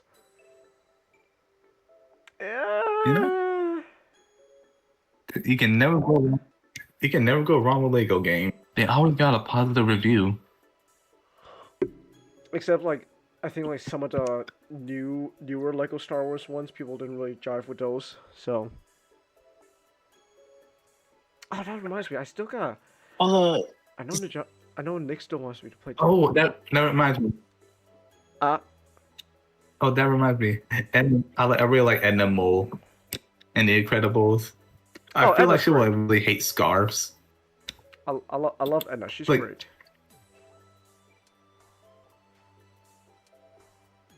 I get the feeling that people really hate scarves. You gotta get rid of it. She don't like capes. Wait, what did Is cape she don't like capes, Comet. Capes are dangerous. They can get you killed. I mean, you remember her talking about all the superheroes that died because of capes? No capes. Yes. Yeah. I was making that too. I was making it that she'll probably hate scarves, like the Kamen Rider scarves as well. You'd be like, well, scarves are a little bit different, I think. But even then, it's like she don't know what she's talking about. It's like, but yeah, Edna's great. I love Edna. Like, Incredibles just got the first Incredibles movie's just got like such a solid. It's just really solid all around. Like they were firing on all cylinders with the first Incredibles movie. You know what? I will say this. People, not saying they don't have good reason to, not like the second movie as much, but I'll say this. I did kind of like the parts of Incredibles 2 where Bob has to take care of the kids. I don't know. I didn't really mind those parts of the movie. The Incredibles 2 kind of feels like they kind of took like the wrong lessons. Because like it doesn't really make a lot of sense as to why like okay, in the first movie, like Bob had to pretend to be the superhero, you know, and like Helen was stuck on home. It's because Helen didn't want to be a superhero anymore. She wanted to. She wanted to like settle down and relax and enjoy, enjoy the merry life. Like it makes less sense to give her the option to be like, you know, the shining star to repel the repel the law. I get like, you. Like I'm just saying, like for me, like even I guess like kind of just in a vacuum, I honestly actually did enjoy the scenes where Bob just has to take care of the kids. I don't know, like those, like in a vacuum on its own, like I'm fine with that. But like at the same time, like when you put it in context of like the rest of the plot of the movie, like sure, then you could argue like yeah, maybe Bob being the stay-at-home dad and Helen being the superhero doesn't make as much sense. But I just thought I really didn't mind those parts of the movies. So those are fun. You missed none. What's on your mind, comment? Oh, sorry. No. Oh, what were you saying? no, I was saying mention something. I noticed. I just remembered that like in the beginning of the movie they did the interview for Mr. Incredible and Helen.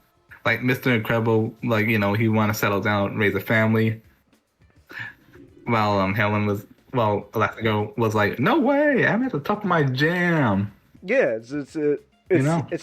it's called that's the point, you know, like oh man, you like when they were young, they were like they had a completely different mindset, but then now, you know, once they had, you know, in the present of 2004, when they had kids and all that, you know, like all it's the point is they kind of like switch mentalities. So yeah, and wasn't that like? Oh, go ahead. Wasn't that Bob hated? It wasn't, you know, necessarily that Bob hated his married life. It was that Bob hated the fact that like he was stuck now where he couldn't actually help anyone. Yeah. You know, he has to get a 9-to-5 where he has to hawk like expensive insurance plans on like barely scraping by old people. His children that he's proud of aren't able to, like, you know, actually show off how amazing their abilities are. Yeah. Oh,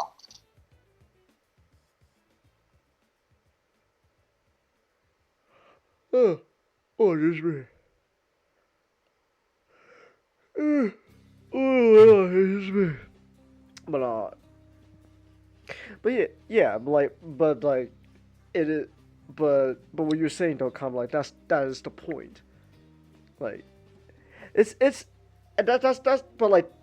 what makes the movie really fun. Like the things you notice and stuff, like, and you know, like it's like that's the point of the movie. And it's like, oh, that's really cool. Oh, I am gassing, goodness. So, yeah, is that third Incredibles movie still? Yeah, yes. Comment. What's on your mind? And in Incredibles 2, is it like heroes from other countries in there or no? Superheroes from different countries? I don't remember, honestly. I don't think they really play with foreign superheroes that much. I think it was just mostly just focused on Oh, the good old land of US of A. So I think in the future, man, that could be something they can explore, like how each country handles how the different superhero cultures in each country. I think we don't need another Incredibles thing, honestly. Like at this point, like I think some things are pretty good fine as is. We don't always need a continuation. Sometimes a good ending is all that you need. Like sure, like you go. Jenga. I know, Comet. I know we can't make money off of it. I'm not thinking like a greedy Disney executive that just fired off all of their fucking visual effects team. By the way, just saying, ooh, love you, Disney. I love it. Yeah, but by the way, Disney did that. That's look it up. 100% true. They just fired like legitimately everyone that was working on their VFX team. All of them. They're gone. But Chingus, how are we gonna sell all these Mr. Incredible action figures with kung fu grip? Oh, that's true. Well, Changus, maybe they wouldn't have had to fire them if they didn't like buy a million giant companies. And then make barely but Matchstick, make how no else? profit off of them. But Matchstick, how else is Disney gonna become an entertainment monopoly? You're not thinking about that, are you? Gosh, I can't believe it. I can't believe I'm the only one here that supports the multi-billion-dollar corporation that wants to become a monopoly. Oh. And then in the chair is Emperor Mickey. Oh. Being like, yeah. Huh? Now I want you to go ahead and buy Warner Brothers from Paramount right now. But Lord Mickey, we don't have the money for that. What are we gonna do? Then fire the visual effects team so we can get more money. Oh! Oh, wait, is that not? I was just gonna say a joke along. My joke was just gonna be like, "Mom, I agree. This sounds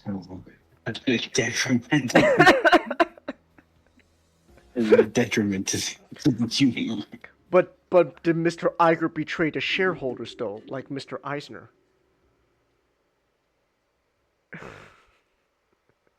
Would argue? Yeah. You can argue. Michael Eisner? You betrayed the shareholders! Yeah.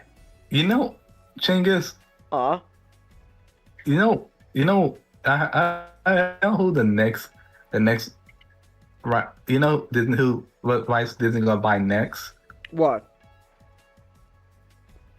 They're gonna try to make a live action Tintin. They're gonna get the film rights from Tintin from Universal Pictures after more than a decade. No, No, I know what you're doing. It's a segue, but I'm just saying, like it's 2026, Comet. You're saying after more than a decade since 2011, Lord Emperor Mickey's gonna go to Universal, going, so can I have the rights to Tintin? Can I, please? I'd love to have the rights for that. Oh. Well, eventually they're gonna be desperate enough to do that. I hope not. That'd be really fucking stupid. Like. Oh, were you gonna say something? Not.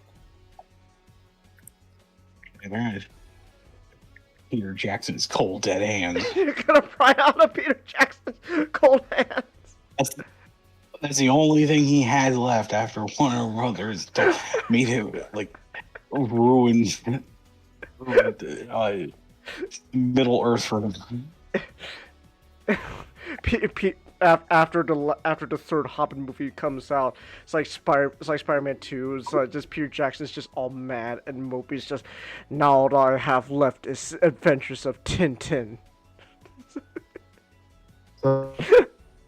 Fun fact. Yes. In 1948, Heritage wrote to Walt Disney hoping he would adapt the Adventures of Tintin comic strip into animated film, but he turned it. The publicity director Gil Sato turned it down, as Disney was occupied with Cinderella at the time. Though Heritage did receive a Mickey Mouse trophy and a picture showing Tintin and Mickey shaking hands decades later. Mr. Walt, would you like to make an animated Tintin movie? Quiet! Can't you see I'm working on my animatronic Abraham Lincoln? Leave me alone!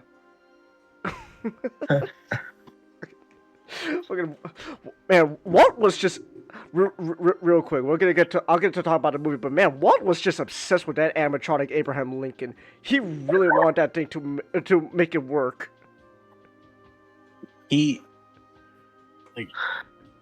Walt loved Abraham Lincoln.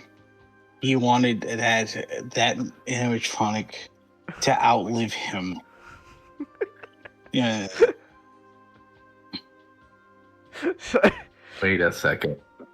Yes. I have a theory. Yes. What if he was obsessed with his animatronic Abraham Lincoln because he wanted to put his brain in the animatronic Abraham Lincoln? Disney must feed. And anyway, now. Just thinking the Robot Chicken sketch. Disney must feed.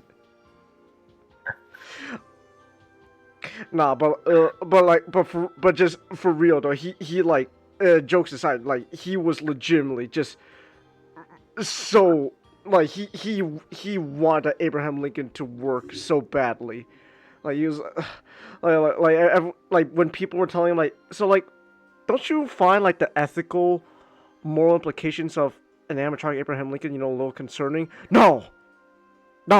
I must bring Abraham Lincoln back to life as an animatronic. It must be done. So, hey Nick, we're talking about Disney and his obsession with Abraham Lincoln. So, he really wanted to make that animatronic work so badly. He's like, it must work. I need an animatronic Abraham Lincoln to like wave and talk to the folks. I've done it. I've cracked the code. I've brought Abe Lincoln back to life. So you see, Comet, that's the real reason why Disney didn't want to make a Tintin movie. Not because, he was too busy with Cinderella, but it's because he was just too obsessed with animatronic Abraham Lincoln. But, they tell you the story about, he was working on Cinderella more than anything else, just to, as a cover, no one wants to talk about the real thing. The real reason. So, but He was go ahead. He was researching the possibility of using Tintin on Epcot. Oh, true.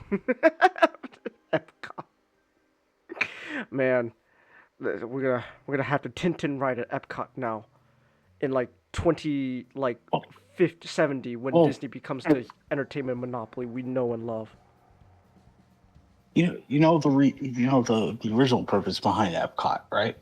Yeah, but like, I can't help but think of like Epcot now. It's like, oh man, like Mr. Iker, what does Tintin have to do with Epcot? Don't think about it.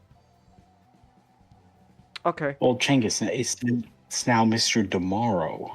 Oh, true. That's right. You got a new CEO. So, okay, I don't know if it was his decision or not, but either way, he's gonna get the flack for now firing all of Disney's VFX team. So that's cool, Mr. Tomorrow. Very awesome. I love it. Did you know that, Nick? Disney just fired legitimately all of their VFX team. Wow. Yeah. So like, oh man, like the VFX team behind like a bunch of movies and love, even some of the Marvel stuff that you may love or may not. Either way, they're gone. They're just gone. Out of a job now. Thanks, Disney. Very cool. But you know what? We're not here to talk. But I've spent enough time talking about Disney. I want to hear talk about Universal. Universal. well, actually, no, wait, no, wait, hold on. It's not Universal. It's Paramount. I'm stupid. I kept saying Universal. Wait, is it still is it Universal? I thought it was Paramount. It's a collaboration with Paramount and Universal because okay. Because Steven Spielberg, his Amblin Entertainment is basically essentially a part of Universal. Oh, I see. It's a subsidiary, right? A subsidiary, right? But yeah, and he makes Amblin Entertainment. Essentially, is sort of the liaisons between studios. Okay.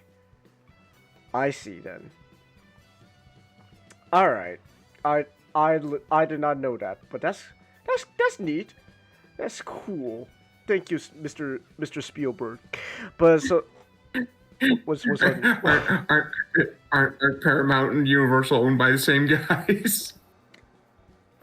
I don't know, man. Look, it's 2026. Like everything's just a fucking. It's just which entertainment monopoly do you want to succeed in our cyberpunk dystopian?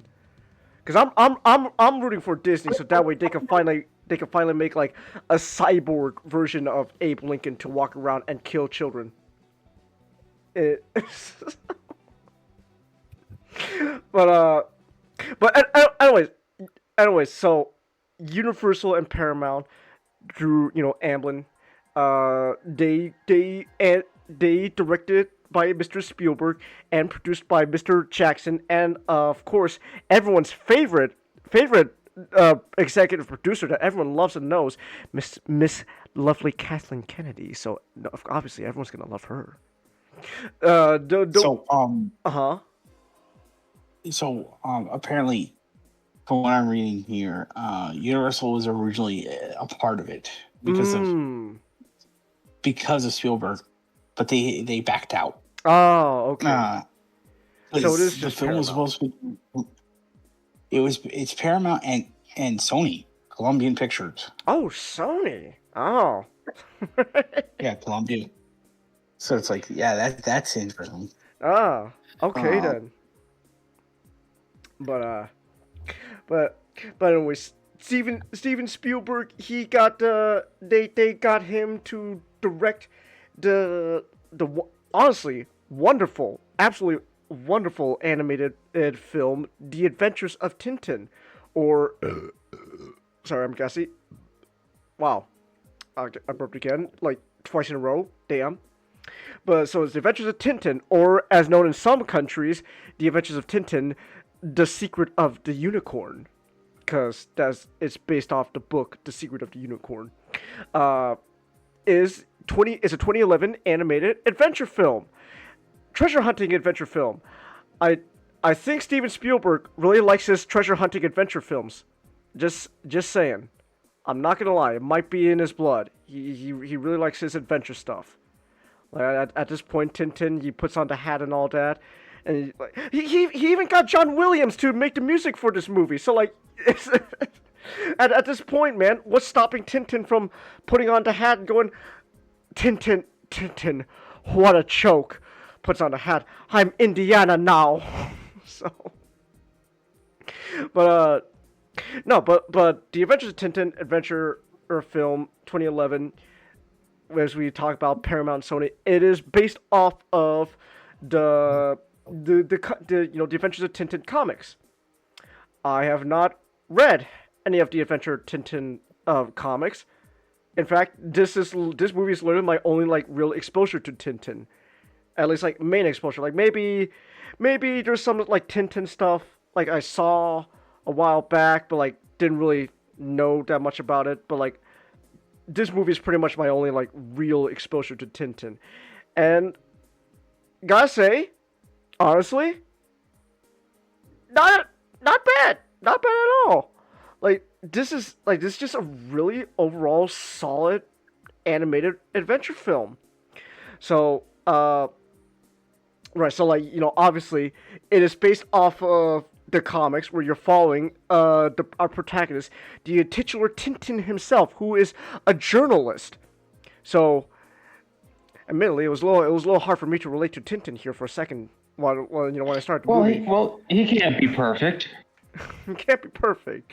But admittedly, he says like, I see journalists. It's like, I don't know how I feel about following a journalist as a protagonist. I don't really like journalists. But no, Tintin is great. The actor, actually, I'll get to the cast in a second because there is something funny about the casting. But Tintin himself is legitimately a really fun and just overall enjoyable protagonist because he's just so jovial.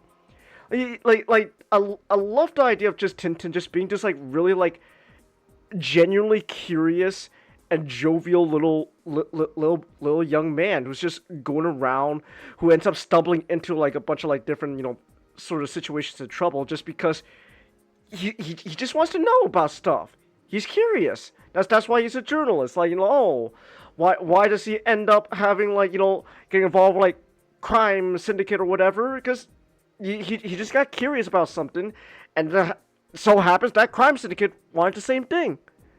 That's pretty much it. He's just his optimism is just really fun to watch. I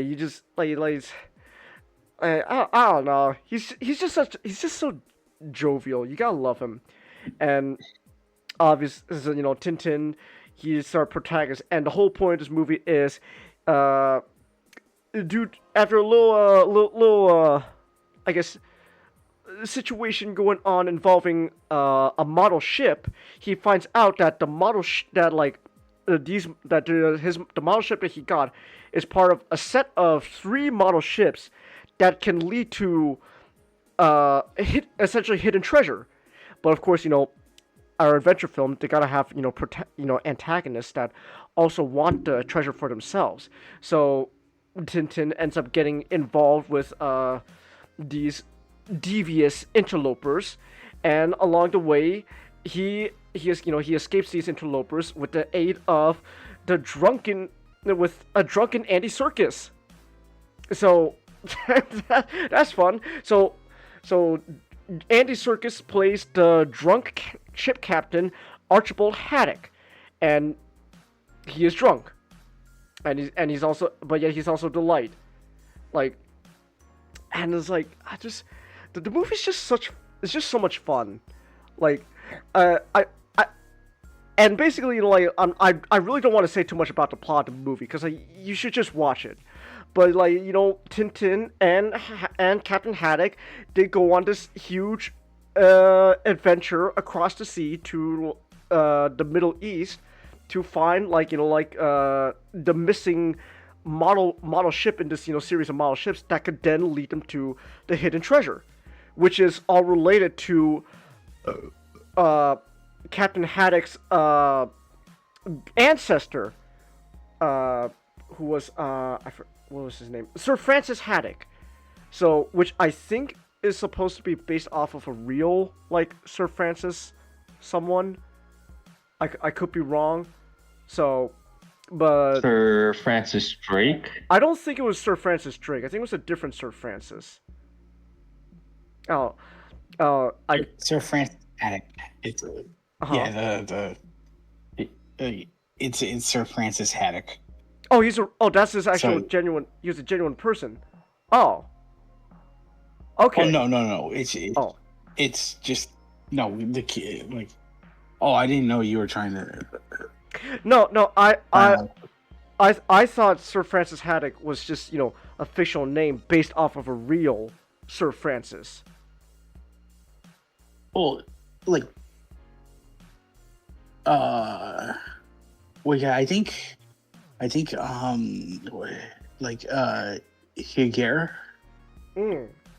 her, based Sir Francis Haddock on. Well, maybe I could pull this up real quick. Let's see here. Yeah. He based it off of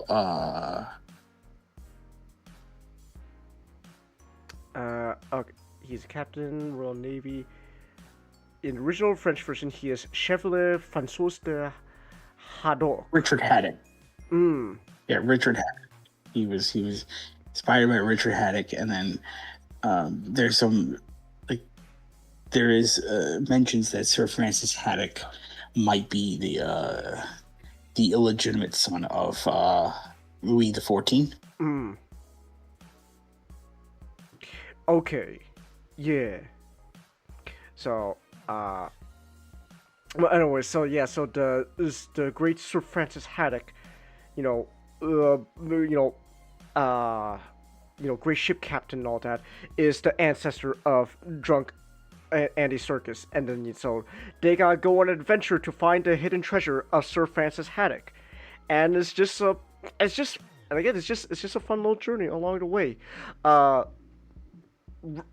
say this right off the bat, like animated films are always just gonna naturally have like a shorter runtime than other films, so it's gonna obviously be a shorter runtime. It's gonna be a little bit of a faster pace, but like this movie genuinely has a pretty fast pace actually. It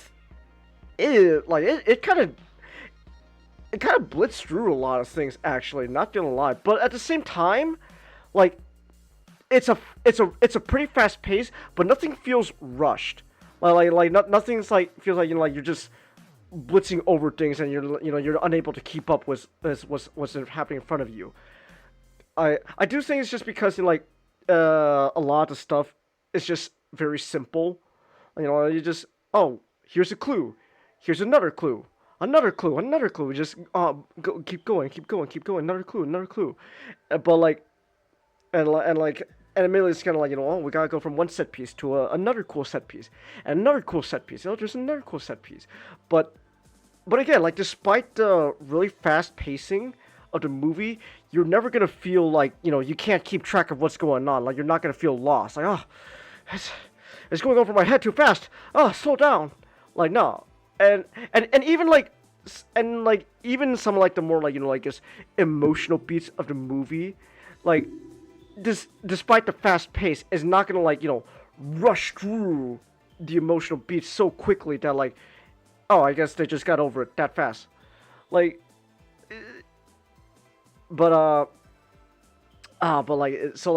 pacing is just overall pretty fast for what it is, even for an animated film. But I gotta say just all in all, everything's just really solidly put together. Animation is top notch, I gotta say. These animators did a really good job on this movie. Wow. Especially when it comes to some the big action set pieces that that the movie goes through. They do a really good job. And it's just such a fun ride overall. There's a big set piece where Tintin and Haddock, they gotta escape a ship that got taken over by the main bad guy. And so you got this whole big set piece going on where they gotta get off the boat, they gotta steal a lifeboat, and I think the fast pace of the movie generally does help when it comes to these big action set pieces, because then it adds a sense of pressure to these action scenes, which is a good thing in a sense that they're oh man, just one bad thing just keeps happening after another. Oh gosh, how are they gonna get out of this time? But at the same time, the movie's not gonna be going out of its way to their life is in genuine danger. Oh my gosh, I can't believe Haddock's gonna die bleeding out in Tintin's arms. Oh gosh, it's pretty jovial for what it is, even though that technically they are in danger of losing their lives. They could be literally being shot at, right? With actual straight up guns, with bullets. But never once do you feel never once do you actually feel oh my gosh, I can't believe Haddock's gonna get shot in the head and she's gonna bleed out in Tintin's arms. They play around almost cartoon logic at times. Like you got like these cool that plays around with the cool set pieces. You're like, oh my gosh, oh, the boat is like one of the ropes is coming undone on the boat. So Hack's gotta kind of like climb up the rope really fast before he falls to his death. Very like cartoonish. Looney Tunes. Like, oh gosh, and like just like another bit where it's like you're like, oh, one of the lifeboats he's trying to steal already has like one of the goons in it. So he just lets the lifeboat go, and like the guy falls into the water. It's like, oh, onto the next boat. Oh boy, and then. It's just a lot of fun, and again, the animation just brings it to life. All the energy that these set pieces need, like especially the one of the best set pieces of this movie is like this big sequence in like what's it? They're in some like fictional Middle Eastern city, and then like there's this whole thing where they gotta escape the bad guys from inside the city, and like there's this big whole chase sequence, and like the chase sequence just keeps escalating and escalating, and along with the fast pacing, like it helps like add like that like sense of pressure, but it's really fun, and how things just keep escalating to like such absurd levels. Like eventually it gets to a point where like Haddock accidentally unleashes a dam, and so like now the whole city's flooding. So not only do they gotta escape the bad guys, but there's also a big flood they gotta escape as too at the same time, and like they play around with the city like this big playground. Like there's this scene where like the motorcycle kind of like falls apart. So Tintin uses like the front wheel of the motorcycle to like use as like a means to like zipline down like clotheslines down the city. And it's just so much fun. Like And that's really the biggest takeaway of this movie. Like it's just fun.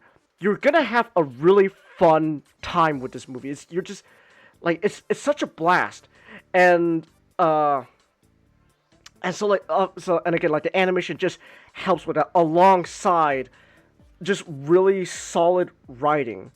Like everyone's just firing on all cylinders when it comes to this movie. It's really good, and that also includes the voice acting area. So I told you that like Captain Archibald Haddock, he is a drunk Andy Serkis, and Andy Serkis is gonna be Andy Serkis, which means you're gonna have a good time with Andy Serkis. Like, dude's just really good at his craft. Like, I don't know what else to say. Like, Andy Serkis is just generally good at being an on-screen actor, a voice actor. Like he's just really talented, and like he brings such fun energy to Captain Haddock. The main bad guy is actually played by Daniel Craig. So that's right. So we got Gollum from Lord of the Rings in this movie. We got Mr. 007 James Bond himself in this movie. Though I think like Casino Royale might have not been come out yet. I could be wrong. I forgot when Casino Royale came out. But Casino Royale came out in 2006. 2006. He was okay. James Bond. Okay, so yes. Because like next year, Ching is Skyfall, so it's like. Okay. Wait, Skyfall was that early? Yeah, 2012. Oh, I legit don't remember. I always thought Skyfall felt like a late 2010s movie. Oh my gosh, I'm growing old. Gosh. Okay. Like, if 2015 would be Spectre. Okay. I didn't realize. So yeah, so you got Mr. James Bond himself, Daniel Craig, as the main antagonist of this movie, and you got a bunch of other like people here and there. Like for example, like there's this like comedic duo of police detectives. Their whole bit is their names are literally Thompson and Thompson. They're both Thompson, and they're the comedic duo, and they're played by Nick Frost and Simon Pegg. So those two are obviously gonna have really good chemistry and bounce off each other. Nick Frost and Simon Pegg. Guess who wrote? Oh, guess who was one of the writers? Guess who was one of the writers of the movie? Oh, was it Mr. Pegg? Or well, no. No? a close friend of both of them.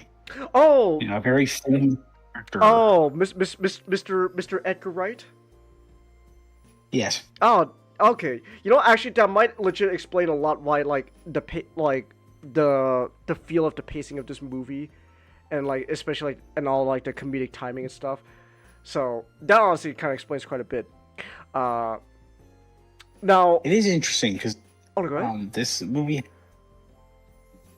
had 3 writers. The first one, Stephen Moffat, who is most famous for like Doctor Who, the revival of Doctor Who, and Sherlock. He wrote a draft for the 2007-2008 strike. Okay. And then he left because he was fully responsible for Doctor Who. And then originally Edgar Wright was supposed to come in much earlier, but he had prior engagements because of Scott Pilgrim versus the World. Okay. So after that was finished, he and Joe Cornish made a second draft. So they just incorporated both drafts. Okay. Wow. You know, for three writers though, they did a pretty good job. I gotta say. Like, I don't know, like nowadays I'm so used to like when you got like so many like when you got like even like just 3 writers in a room working on a movie. Nowadays you just kind of expect like, okay, it's gonna probably be a bit of a messy script, but like, nah, this is, I gotta say, for 3 writers, this is really solid. Damn. So yeah, that, God, it's yeah, again, it's just solid film overall, like all areas. Also, titular Tintin himself is played by actor Jamie Bell, and I was like, I remember when I was watching the movie, it's like, who's Jamie Bell? What has he done? He was he was the Thing in Fanforstic. So that's like the one like recognizable thing that stood out to me first thing when I looked him up. It's like, wow, Tintin's played by Mr. Clobbering Time from Fanforstic. It's like, man, Ben, why don't you have pants? I just scratched out. What happened to your junk? You don't even have that anymore, man. It's Clobbering Time. I would. My abusive brother used to beat me and say Clobbering Time, so I'm gonna say the same thing now. It's like, wow. That's Tintin. Ben Grimm from Fanforstic is Tintin. That's just really funny.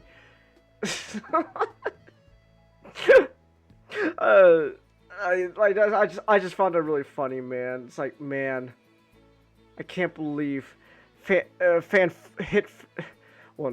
can't even joke about a hit, like, just Fanforstic actor Jamie Bell was Tintin. So, but no, but I will say, unlike Fanforstic though, Jamie Bell here is pretty good as Tintin. Again, he just has a really good energy to bring out this like jovial yet questioning nature of Tintin. Good, oh my gosh, Captain Haddock, gosh, this is amazing. Look, so it's just. I mean, he's gonna have such a fun time. I just can't help but like, I'm really just repeating myself at this point, because I don't really want to get into like the nitty gritties of this movie, because admittedly I think, you should just watch this movie on his own as is. Like, just go into it as is, like as blind as possible, and you'll be pleasantly surprised. You're gonna have just a pleasant, great time with this movie. I cannot recommend Adventures of Tintin more than enough. Like, it's really good.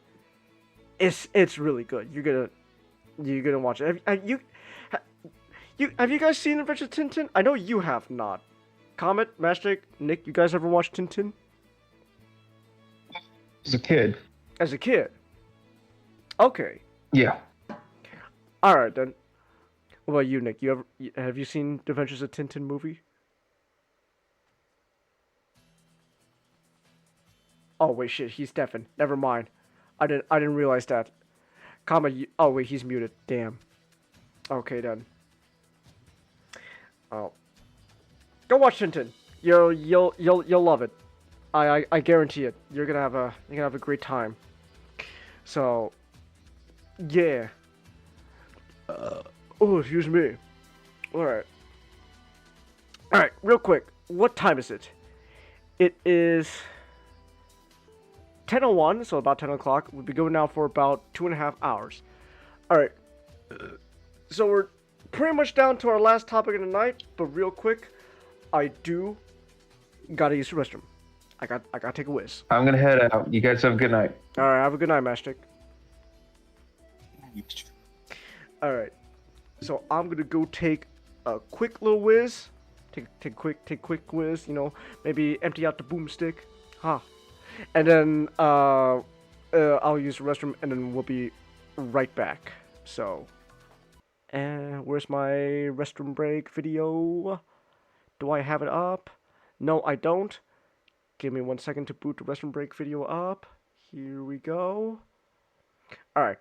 Now, just a quick reminder that you can support me through Stream Elements. It is completely optional, but your support allows me to keep making content, such as buying new games, and more. Nick, am I smart? No. Okay.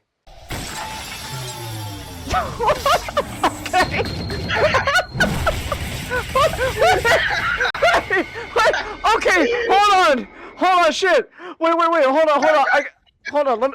Let me go back. That I gotta actually show. Okay, that was actually legit really funny.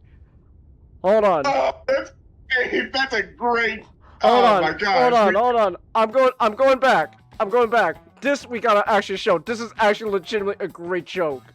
Hold on. Is that what you think? Hold on.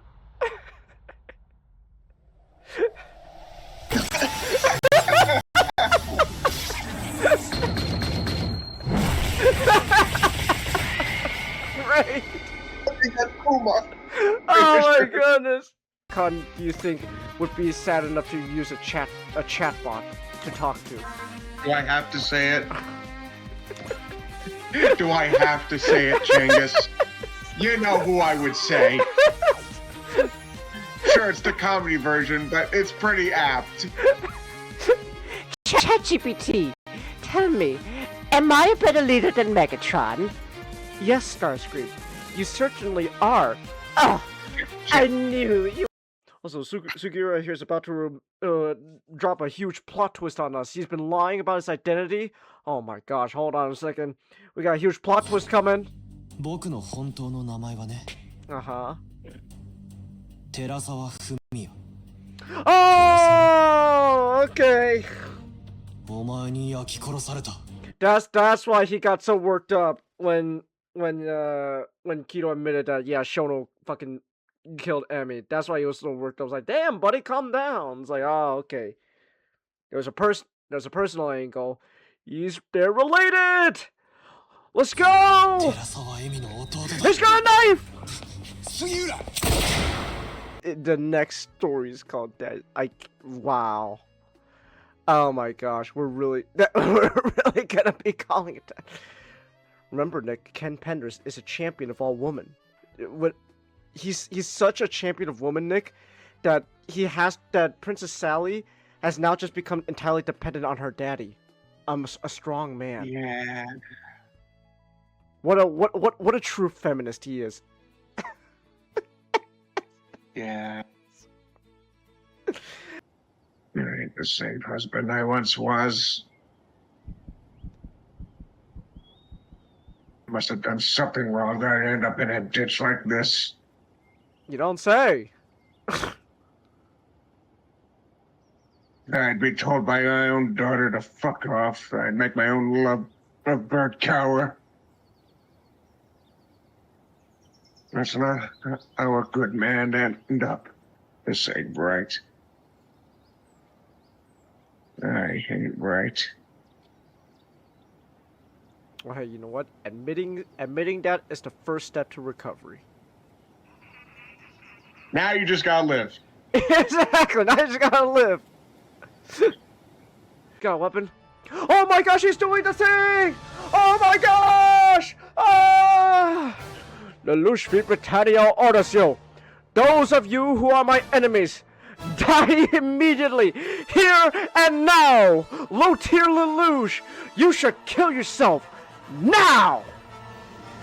Lelouch really be here being fucking low-tier god. Just, you should... Low-tier god. Low-tier Lelouch, Nick. Just... all my enemies serve zero purpose. You should kill yourself now! Give someone else a piece of that oxygen! Cause what are you here to live for? Nothing! Like, lightning's gonna be like coming out of his eyes as he says this.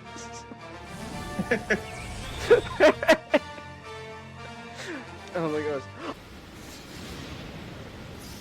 Oh, no, I hear him. He's crawling his way back up. Persistent, aren't we?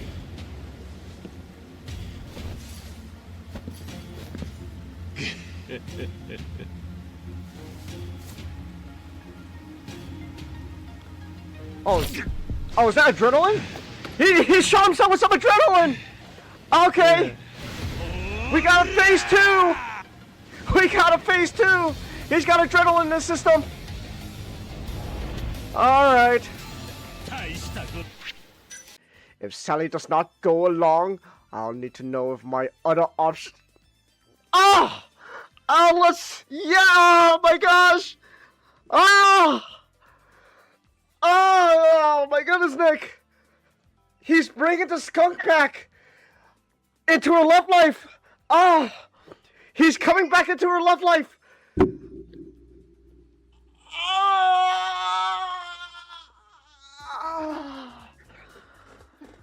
I hate this so much, man. This is when is it gonna get good? When are we gonna get to good stuff, Nick? Not for a while.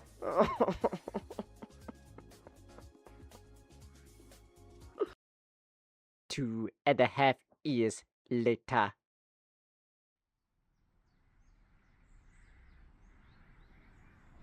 Focaccia Bluffs.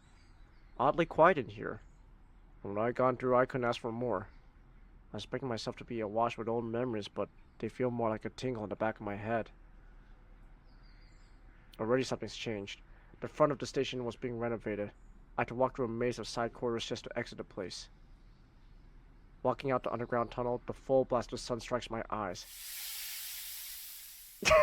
That's... he lost his arm! Damn, he got a purple heart! Ah, shit! Sorry. I don't know. Speaking of fetishes, want to talk about rats? What type of segue is that? What the That's very interesting. Whoa! I never expected you to be the type of guy to make that segue. Whoa! Okay. Alright, hold on. Alright, I'm back. And oh, hey Nick, you're back. Oh, or not? Who just ever left? You're not. Oh, that's true. No, that's true. Alright. Hey, have you guys been seeing those like people on TikTok like raiding the Scientology building? I'm sorry, what? So there's this trend where a bunch of like dumb kids on TikTok are like doing this whole thing where they just go into the Scientology building in LA and try to see how far they can get inside of it before they're kicked out. I just think that's just really funny. It's this current trend. $1 million to whoever reached a monument to Xenu. So like most recently there was like this group of kids who dressed up as Jesus to enter into the Scientology building, and they tried to see how far they can go inside of it. It's actually really funny because I like the way like these TikTok people or kids are like treating it. It's like time trials, man. They're timing themselves to see how far in they could get inside before they're kicked out. So I think like the most like current one is like they got like about like a minute and a half inside the building before they were forced outside. And so I just think it's just really funny. It's like there's this whole thing that we're like, come on, how far can we get inside the Scientology building, man? It's like, yeah, you know when they reach the top floor, they go to the shrine of L. Ron Hubbard, and L. Ron Hubbard's spirit's gonna like summon Tom Cruise. Like Tom Cruise is no like last I checked, we talked about like Tom Cruise got out of Scientology, but like L. Ron Hubbard's ghost is gonna like literally drag him back into the church. So it's like. Wait, hold on. Tom Cruise is no longer a Scientologist? I remember not saying that. Like, not told me that like Tom Cruise no longer is a Scientologist. That's what I was led to believe. Like, I saw a lot of things that said like he was distancing himself. Like, I could be wrong, but like that's what I heard. What? At the very least, even if he's like trying to distance himself from Scientology, L. Ron Hubbard's ghost is gonna literally like force him to stay. It's like, oh no, you don't, Tom. You stay here. You fend off these TikTokers. Dad, Tom Cruise won't come out of my closet.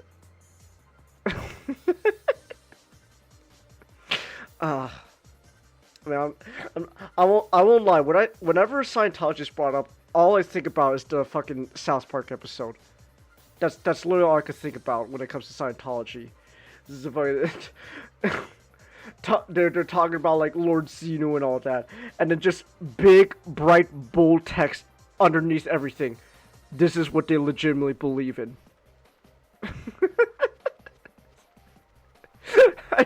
It's just really funny. It's like, man, they legitimately believe that Lord Xenu is a thing. Ah, man, it's just really funny. But anyways, what I was gonna say. What was it? Oh yeah. All right.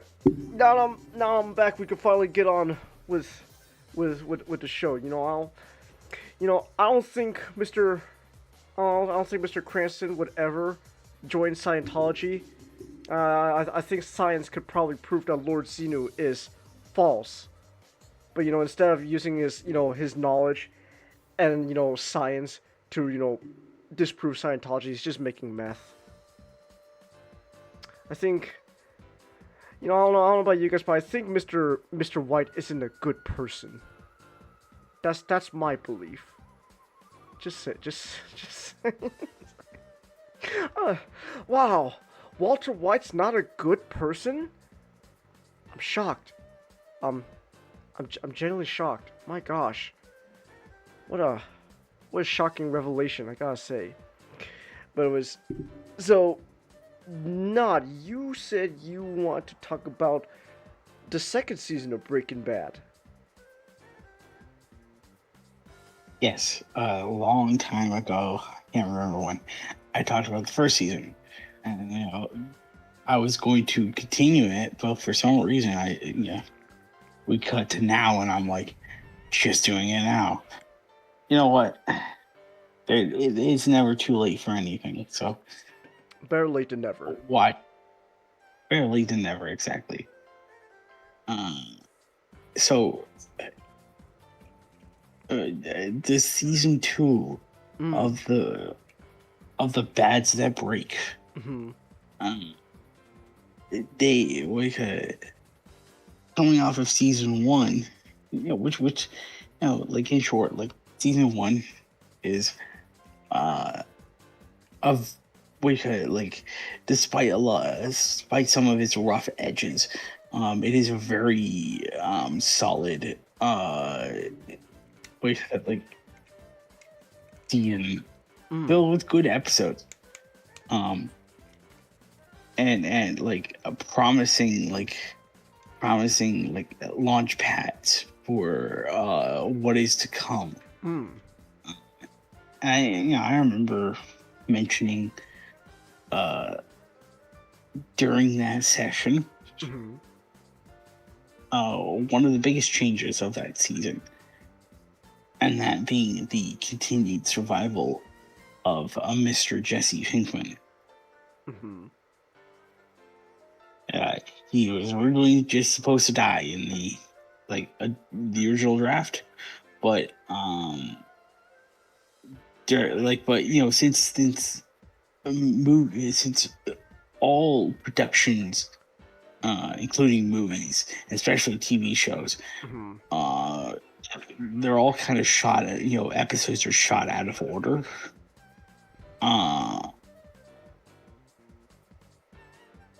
We got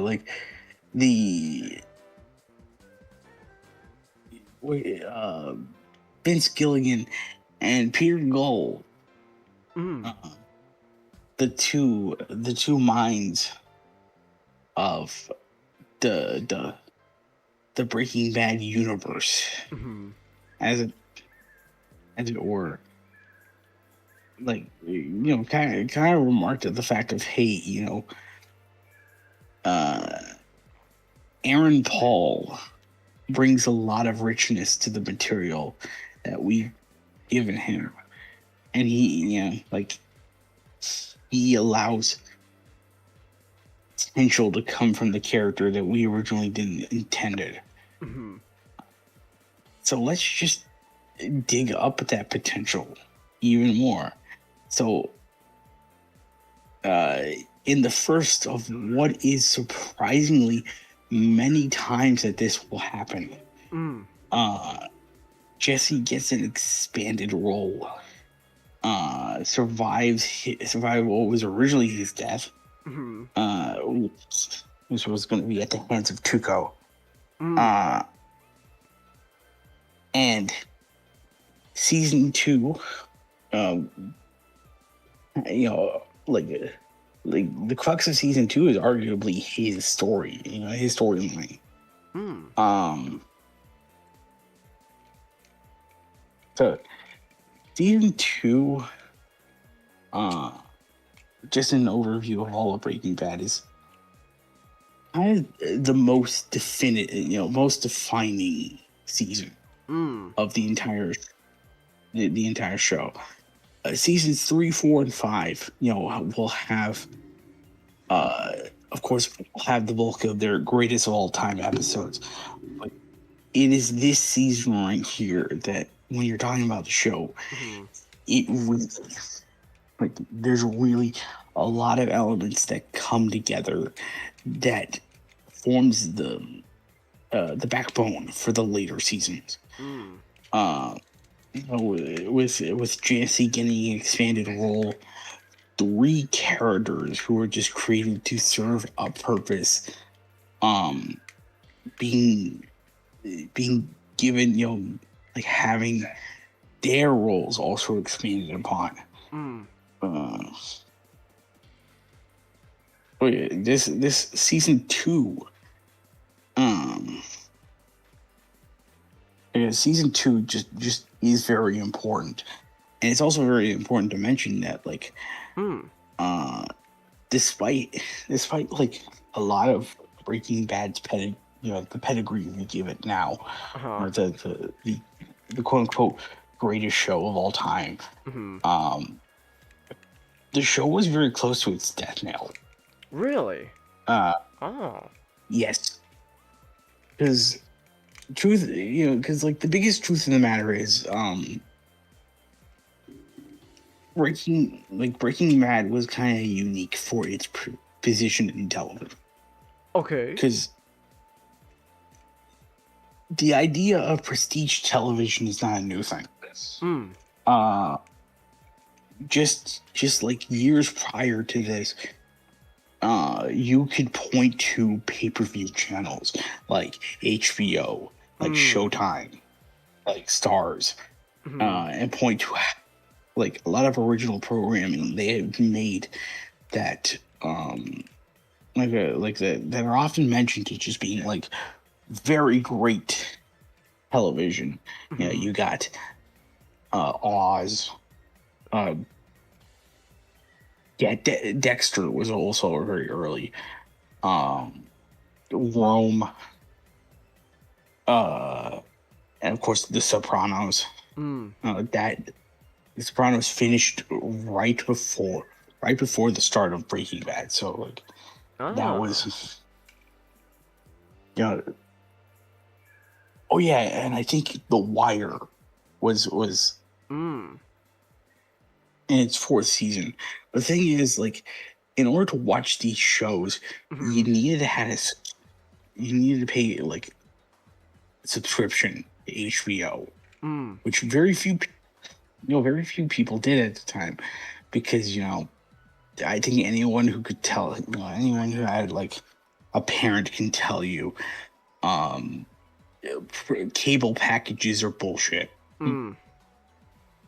They're some of the most they're some of the most predatory and like exploitative ways that like major cable companies will try to nickel and dime you. So especially like HBO, Stars, all those other things, they were expensive to get. Like very few people had those channels, and so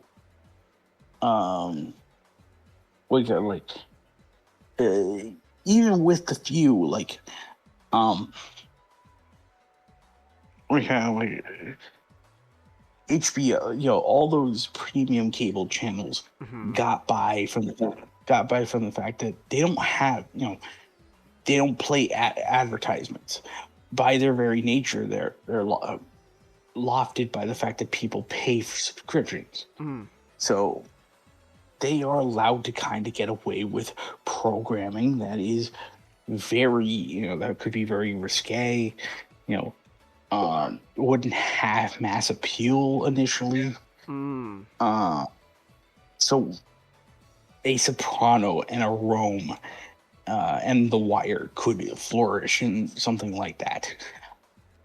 But you get, when it comes to satellite television, network television, things kind of become different, because you are now at the whim of the FCC, and you're at the whim of advertisers. And there's a lot more scrutiny placed on you, where you're not as free as as you could be. But like Mad Men came out just a year prior, and that's been doing better than expected. Breaking Bad came out in 2008. And like I think 2008 is, 2008 obviously gets mentioned a lot, especially in America, because that is a very special date for a lot of us. It's the start of the ruination of a lot of things. Man. You know what? Breaking Bad's a 0 out of 10 show. Why didn't Walter White ever mention the fact of the housing market crash? Why don't they ever mention that in my drug show? Well, because Walt, for all of his faults, he's smart enough to pay you for his house with actual cash instead of relying on fishy loans given out by stock brokerages.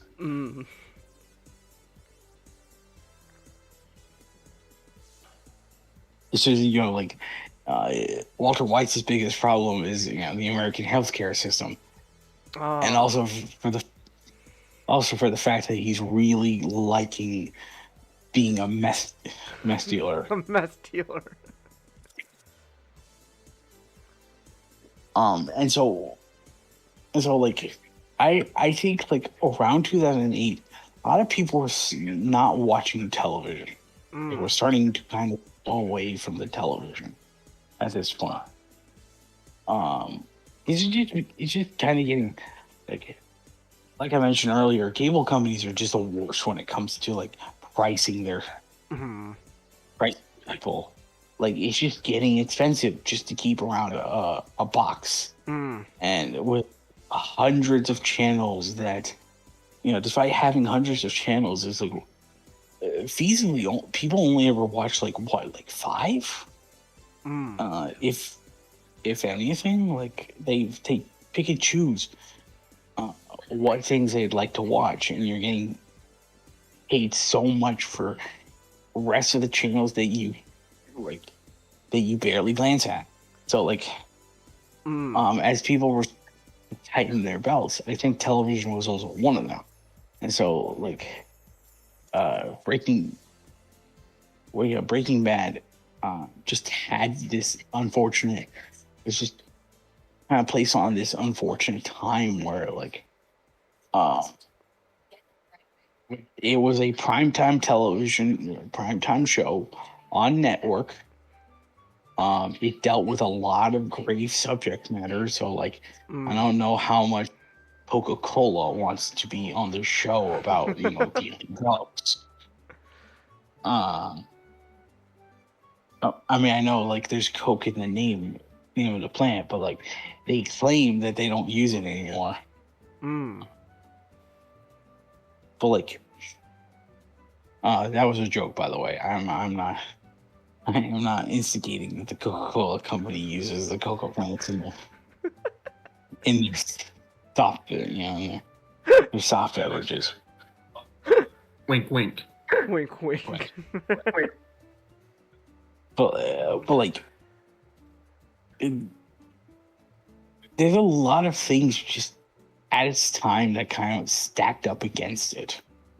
If you can find it on YouTube, there's an interview RJ Might, Walt Jr. And there's a time he talked about how he got paid lower actor, lower average actor of an actor's salary, just because the air around the network in the early parts was that the show was good, the show is going to be canceled, the show is going to be canceled any day. And really the thing that held aloft Breaking Bad was Netflix. Wow. With once season 1 and season 2 were picked, season 1 and then later season 2 were picked up. Picked up and shown. That gave it. They gave it the same kick that it wasn't canceled, but the same kick that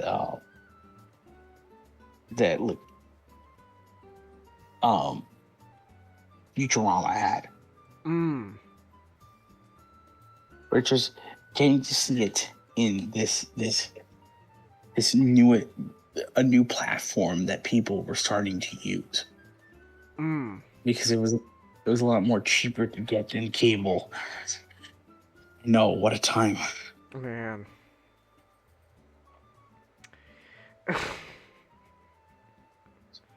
It Mm-hmm. like it influenced Breaking Bad into must-see television, and in a rare show that I don't think would be possible anymore today. It got a lot more people to to try to go get like try to go see to get like television, because then they can catch new episodes. And season 2, and I think season 2, itself was the biggest part of that. So a very short synopsis of season 2. I'm not going to go episode by episode. I'm just going to again talk about it as an overview, kind of just talk about how there's the elements that it presents that helped Breaking Bad come into its own. So coming off of season 1, Walt and Jesse, they started to kind of think, hey, this Tuco thing is really not going to work out. This man is a raving he's a raving junkie, with a murder, with murderous intent.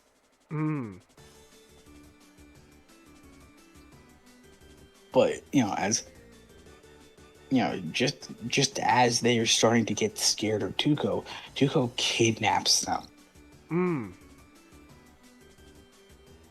He's gonna try to smuggle them over the Mexican border to work for them to work full time as the cartel's cook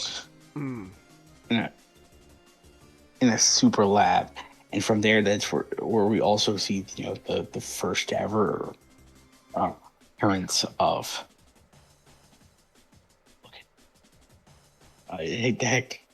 Hector Salamanca, who's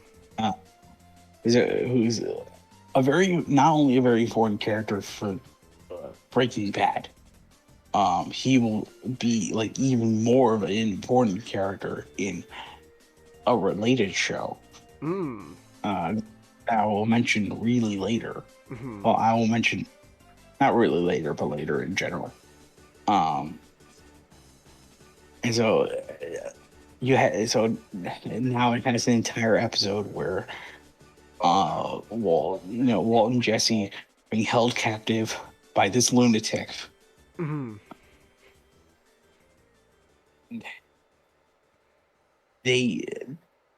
I can't remember. I think this was the first time they brought up Walt's connection with toxins. They brought up the aspect of ricin, a very unidentified. Wait, I believe it's unidentifiable and fast-acting toxin. That if ingested, obviously kills its victim. So the initial plan was to have try to escape. Was trying to escape Tuco by having him unknowingly ingest spices.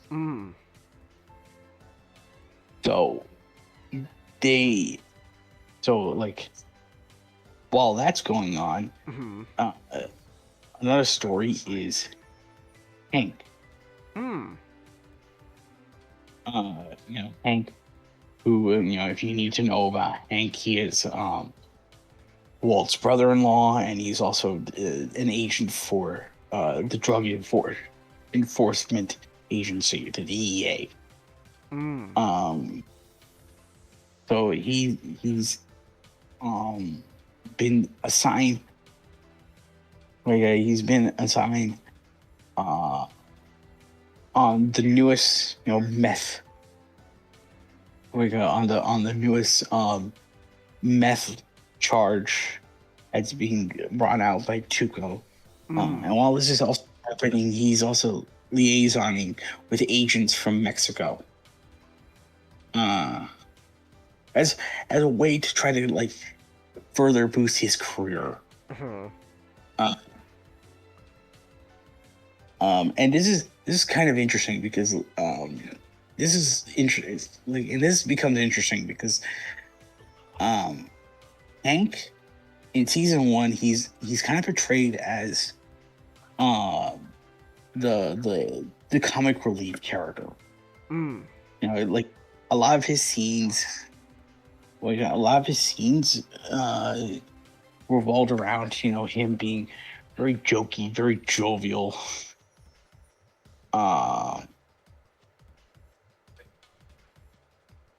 But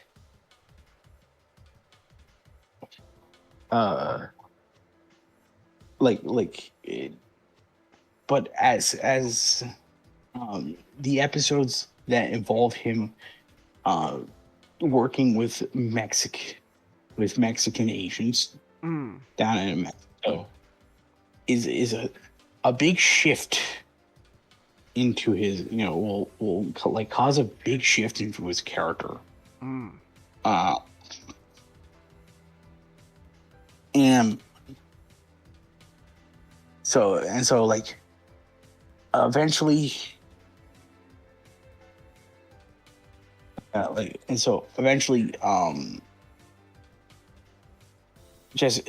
and Jesse, they escaped the situation because Hank tracked down where Tuco was and shot him dead.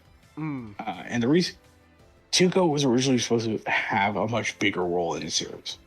He was going to, be a major antagonist for Walt and now Jesse going forward.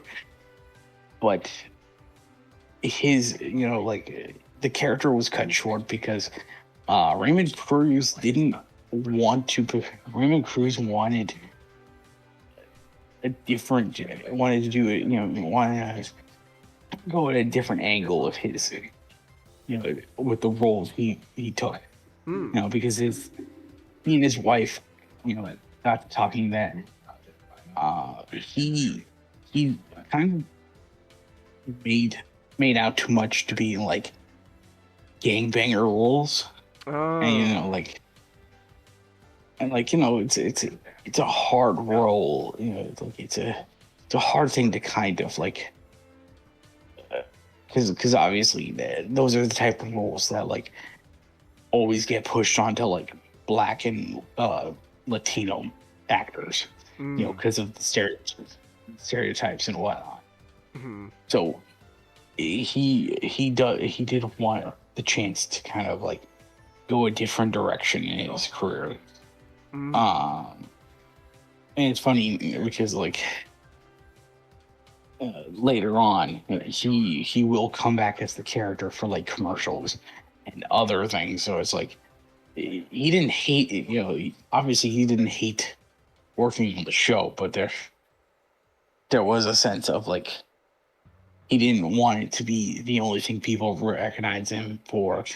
And oddly enough, by trying to do that, it creates a sort of a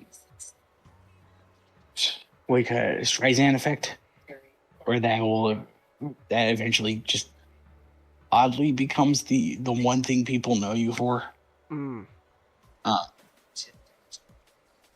But yeah, Tuco is dead. And so Walt and Jesse try to get back to their normal lives. Well, well, they try to get back to their families because they've been gone for so long. Well, having to make up a story where he was lost because of like because the radiation was making him like lightheaded, and woozy. And also like, and a major start to Jesse's big storyline comes as the result of his scumbag parents. They're kicking him out of his his late aunt's house because they're planning on flipping it and selling it off on the market. Obviously, like Jesse's parents look down on him because how dare he not how dare he not try to be an overachiever like his little brother, the same little brother who in season 1 really showed that he didn't like he was just doing that because that's what his parents expected him. Jesse's parents were not good people.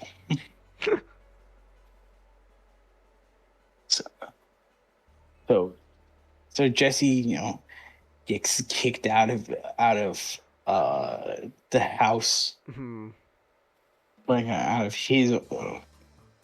his house, and he's forced to rent. And from there, he picks a place. The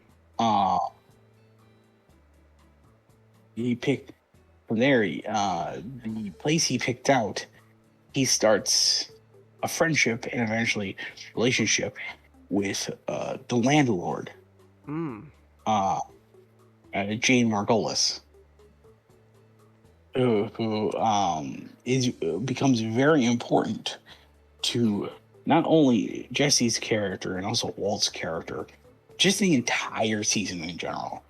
I should have mentioned this first in the overview, but I guess I can mention it now. There is there are overarching scenes in the beginning of each episode that showcases a bear that's all charred and missing pieces being taken out of a pole. And this is a common thing that like Vince Gilligan and Peter Gall will employ here in Breaking Bad, and in the other show they do to kind of foreshadow that there is a major event that is going to happen. And so Jesse, he's starting his life anew in a new apartment, and he's becoming very friendly with the landlord, Walt. His family.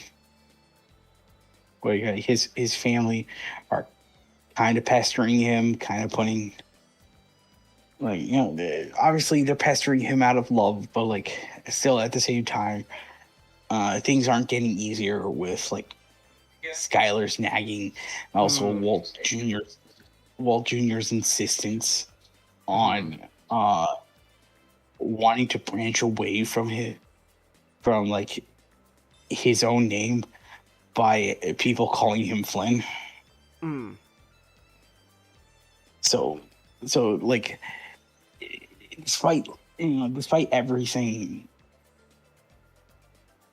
the White household is not the most stable at the moment.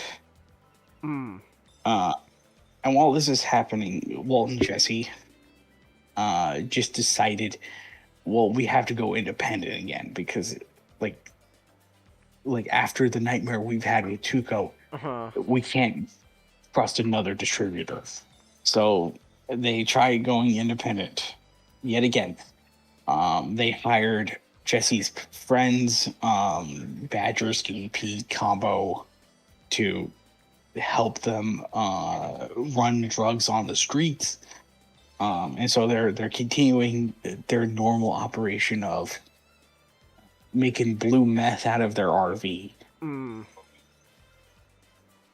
And and this starts to again show bad sides. Just as it had when Tugo was still alive, where rival gangs are starting to pester them.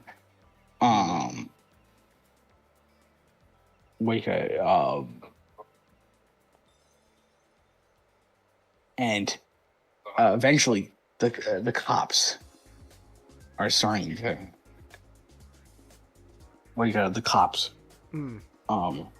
starting to close in on some of them, namely Bat. That's where we bring in the first new character of the series that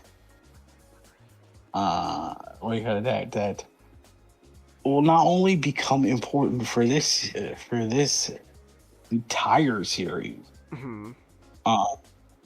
He becomes the protagonist of the later series, and that's Saul Goodman,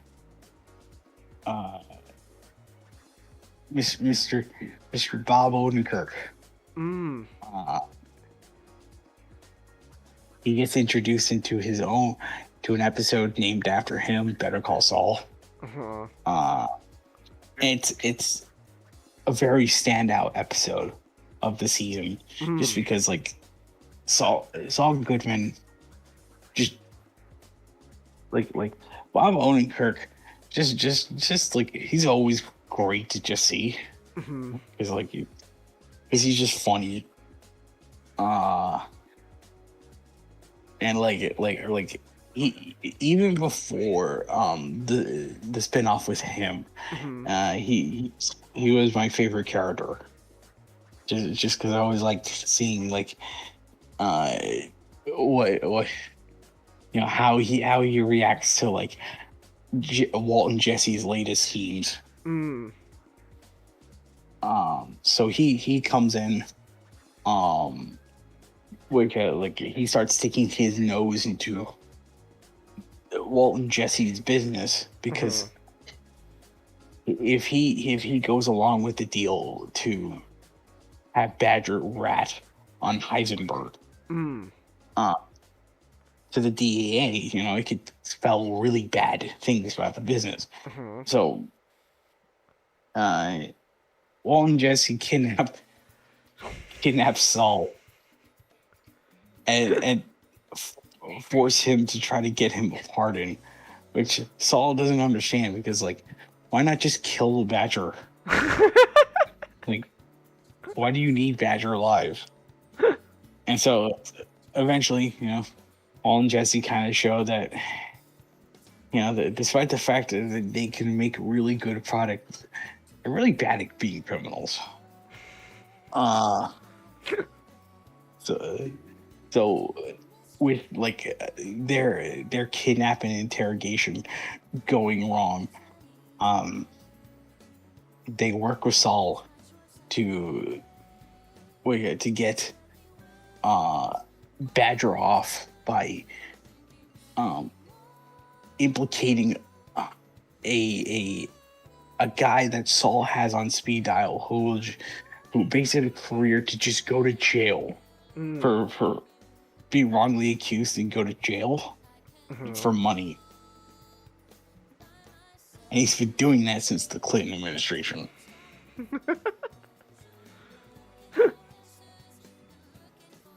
I want to talk about Bob Odenkirk because it's kind of interesting. So, the writers for Breaking Bad.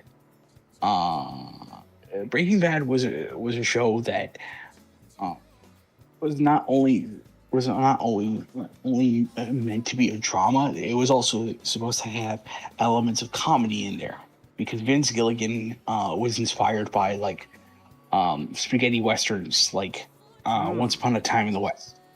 That it was this very serious action film that also had elements of like comedic moments. So that's something he wanted to emulate with Breaking Bad. And a lot of the writers,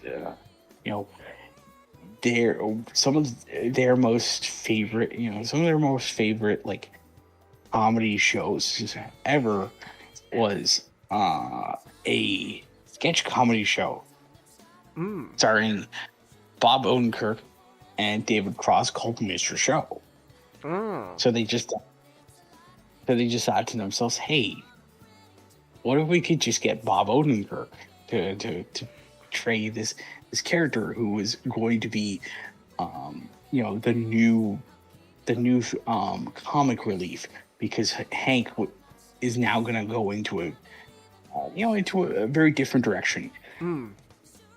At the time, Bob Odenkirk was not doing acting anymore because he kind of went into teaching, like teaching comedy to a new wave of actors. And so they gave him the opportunity of, hey, you can get money for your class, money to continue your teachings, and he went for it.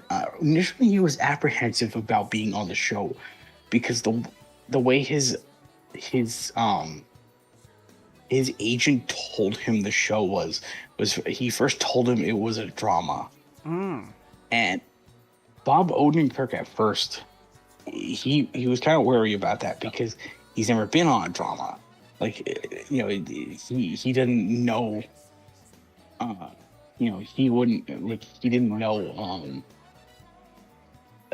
he didn't have, the experience or the expertise to be on one. And his agent just told him, well, you're going to be the comic relief. You're gonna have like dramatic roles. Amazing to believe, just years later, this man will win awards for best performance in a drama show. So wild how things will later, become. But like Bob Odenkirk comes on. He's being given, he's being given like guest status. He's gonna be showing up, he's gonna show up here and there, to act as sort of like liaisons for Walt and Jesse into further avenues into the criminal world. Kind of teach them things that they need to know in order to keep their business running afloat. Eventually, like, the audience and the guys in the back just love Bob Odenkirk so much that they just expanded his role. So, like, what was originally a guest role for him just now started to become a main. And the rest is history. And so, like, from there, Walt,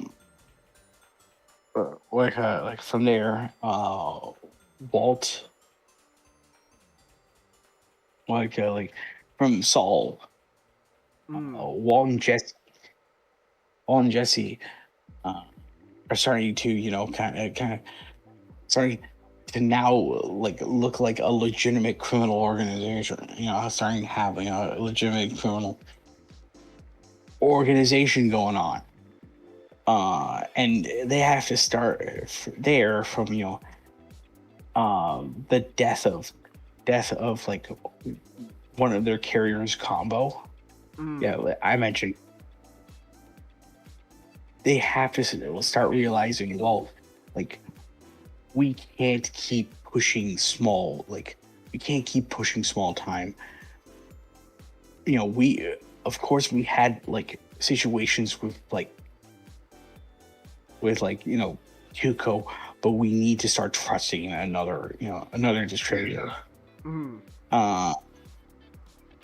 And from there, we bring in the second person. And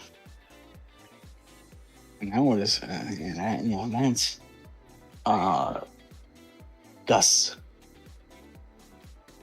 And this is I think it's really interesting because he again like Saul and Jesse, he was originally created to serve as a purpose.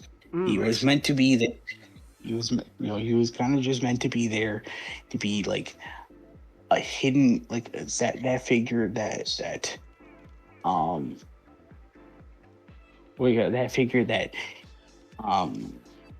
existed so that Walt and Jesse Walt's originally, but now Jesse could start pushing more of their product and start getting into more and more territories, and that would be ultimately a sign for Walt. Walt, where he is starting to see his meth is being just being being requested, being wanted all over, and that's it going to be his initial start of his downfall, where he was just being consumed by the fact that hey, not only do I know that I'm good at this, people acknowledge how good my product is. And so that gives him a boost in confidence. And that's originally just what Gus's role was just going to be. He was going to be the middleman. And now I have to talk about Giancarlo Esposito. Yeah. So Giancarlo, he is a long-standing character actor from the 80s. He's been in a lot of things, but I think he was famous in the past for things. But he really did at the time before he accepted the role for Gus. He was at a really tough time in his life. A lot of his roles were drying up. He could barely meet ends meet. All right. Okay. He could barely meet ends meet. He contemplated once just bringing out a life insurance policy and killing himself so his family could get the money. It was that bad. So he was given the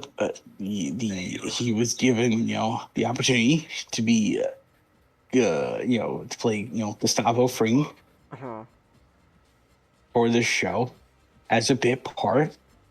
And eventually he just decided, you know what? This is a bit part, but I'm gonna try to be as memorable and as be as memorable as I can, so that they want to see me more. And when you know it, he extrapolated a bit part into being the major antagonist for 2 seasons.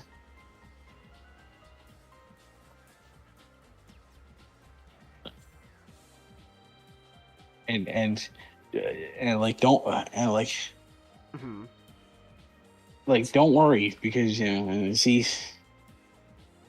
Yeah, just don't worry because this, I mentioned Saul and I mentioned Gus, but we have yet to get to one other person, who was just here for a bit part that will eventually just become a bigger character in the grand scheme of things.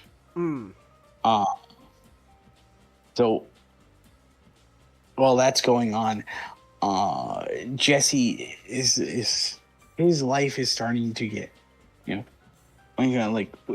with the influence of Jane, his addictions are starting to grab hold of him more.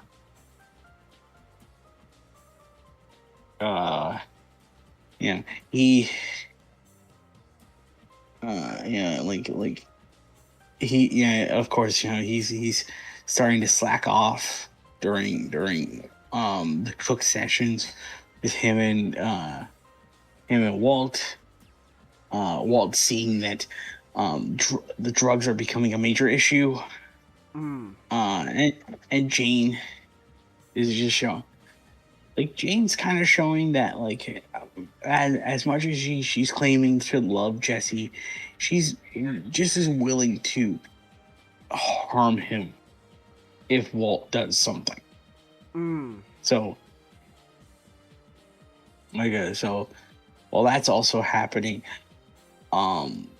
Jane is also getting antagonized by her father, who is the actual owner of the building, the building that the real estate, the apartment block that Jesse Jesse is renting out, but he gave his daughter the managing opportunity, as a means of as a means of having her AA, keeping her on track for AA. And just when it, while Walt, is down and out because his partner is getting drugged up by this evil woman. He just so happens to meet her father, but he doesn't know it's her. He doesn't know it's her father. And his father, her father gives him some very inspiring words that hey, no matter how much things may seem bleak, you gotta look out for the people in your life. And that's when Walt, throughout the season, it's kind of building up that Walt is looking, he's seeing Jesse more and more like a son to him. Jesse, he's still raw. He's still, there's a lot of potential still untapped in him. Oh, welcome back. Hey, there's a lot of potential that's still untapped in Jesse. But there is still potential nonetheless, and so this ultimately inspired Walt to be yes, I need to get Jesse's help. I need to, I needed to find Jane and get help for Jesse, because it's important for not only our relationship, our partnership, but it's important for the business. And so he, this man just breaks into this, to his partner's apartment, to get Jesse away. And so I guess maybe spoiler warning in case you didn't know what was about to happen, but I think it is something that if you know Breaking Bad, it's a very important moment that will get spoiled for you. Jane, while she's sleeping right next to Jesse, is starting to cover, it's starting to shake. And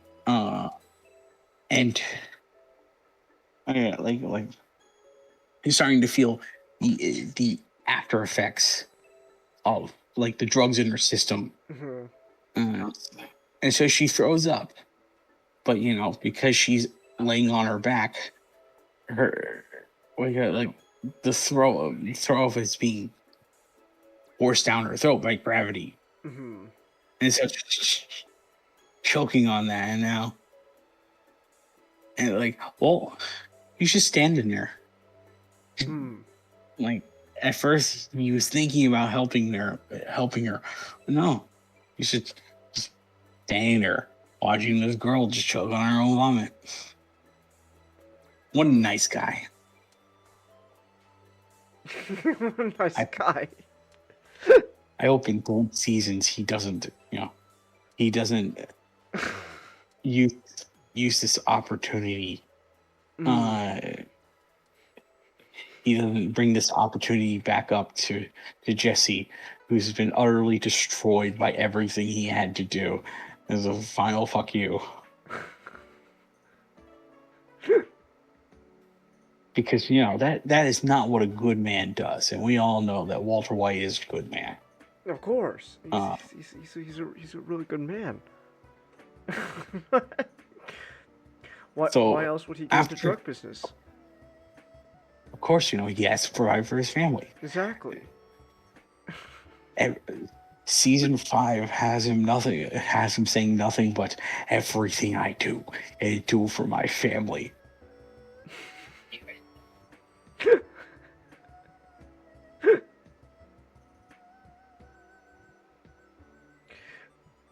Man, I can't believe... Oh no, go ahead. Oh, go ahead. I'm sorry. No, I was gonna say I can't believe that Walter White might not actually be a good person. That's really heartbreaking, man. What a twist. So, Walt, just watching this girl just pass away right in front of him, just leaves. And then the next day, Jesse's crying over the fact that his girlfriend is just now dead. Walt brings, Walt uses that opportunity to help him get his life back in straight and put him in rehab. But you know who else knows about the death of Jane? Father. And you know who her father, you know what her father does? Drugs. No. Her father. No shit. Everyone does drugs in a show about drugs, shockingly enough. But still, you should probably know that. He's an air traffic controller. Ah. So, who just learned his daughter died. Yeah. Oh.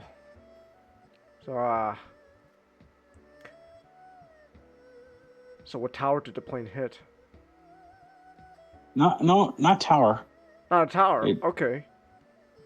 2 planes hit each other. Oh.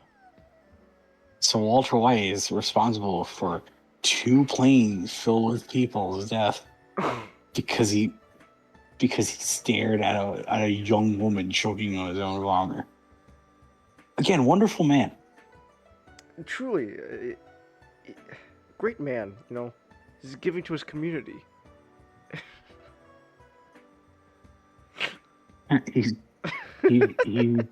He's given Saul. He's given Saul more work, so he's given to his community. And I did also forget to mention that while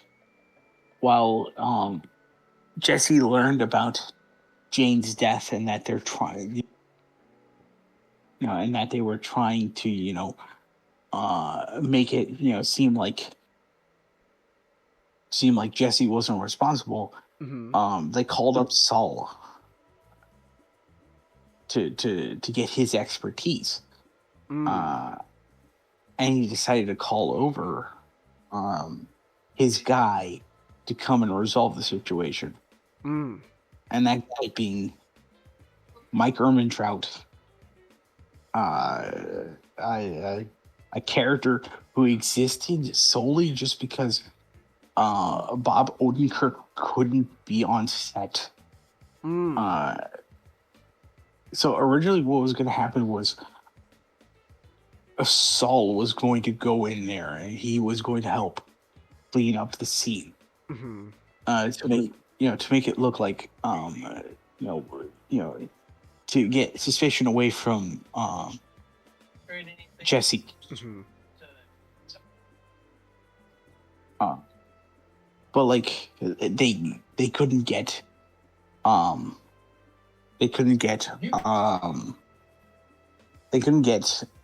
Odenkirk on set because he had a prior commitment with like How I Met Your Mother. And so they just created this completely new character for this one scene. And when you guess it, like this character they created, again, this other character that they created based entirely to just be on necessity, will later be a major character for this show and the spin-off. It's amazing how they keep doing this. You hear those writers who are like, oh yeah, I script everything. I script everything. Everything's scripted. And the ending's all set.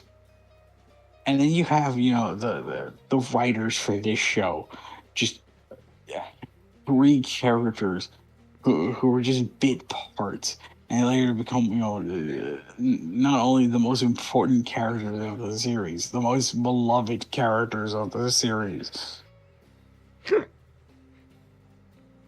Being the best show of all time is just really just flying, writing from the seat of your pants all the time, I guess.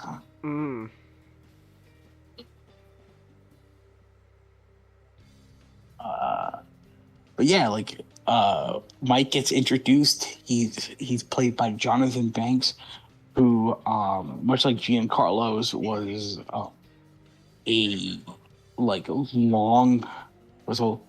had a long career spanning of being a character actor. He was in Beverly Hills Cop. So it's like he is definitely that guy where it's like if you would see him in multiple movies and you would point at the screen and be like, oh yeah, I know that guy, because he was in that other movie. And then Jonathan Banks had a late career resurgence because of his performance as Mike.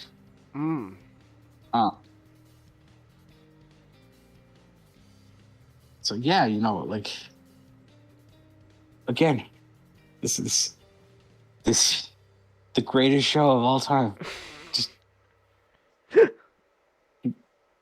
you could just get away with like these last minute decisions. I'm not even saying that's a bad thing. I'm just amazed. Like, it's happened 3 times in the span of this season. Really goes to show you that, for all you can claim of just plotting out your entire series from beginning to end, if you're good at improvisation, it just comes out to just be a better work. But yeah, people are dead because of Walt. Woo! Jesse's in rehab, and he, the first of many moments when he will be like traumatized by the death of someone that will lead him down, like a really terrible, mental condition. And we got all the pieces in play finally for the Breaking Bad to come. Like season 2, just like massive improvement over season 1. Like I said, the greatest of all time episodes wouldn't come yet. Like in my opinion, I think Better Call Saul could rank among them. It's just a really good, it's a really good episode because it's a very good like self-contained story of just like Walt and Jesse having to engage with this guy who knows a lot more about the criminal underworld than they do. And the first time that they've done, they've gotten quote unquote ally with them. But like this series, this season, very fundamental. It built up things that will later get paid off in other seasons. I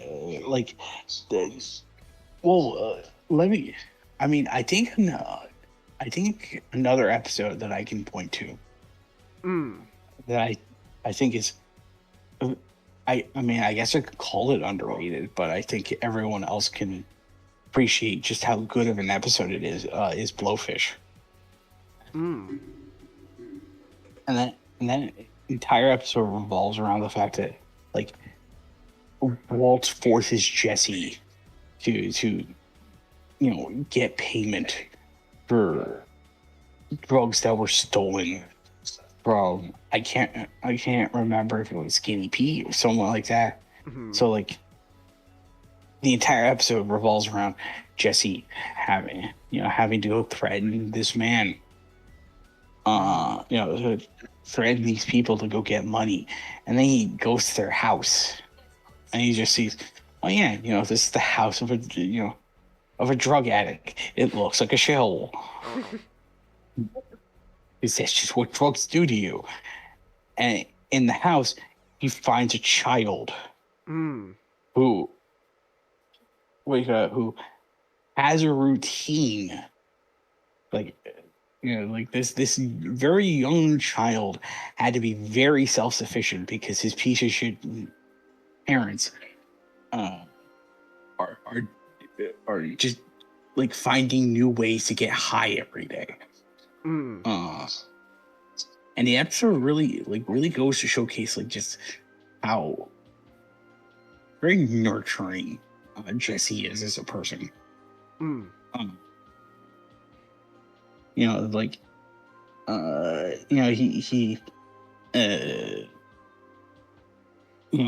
As he's trying to wait for the piece of shit parents to come back in, he just tends to this kid, just trying to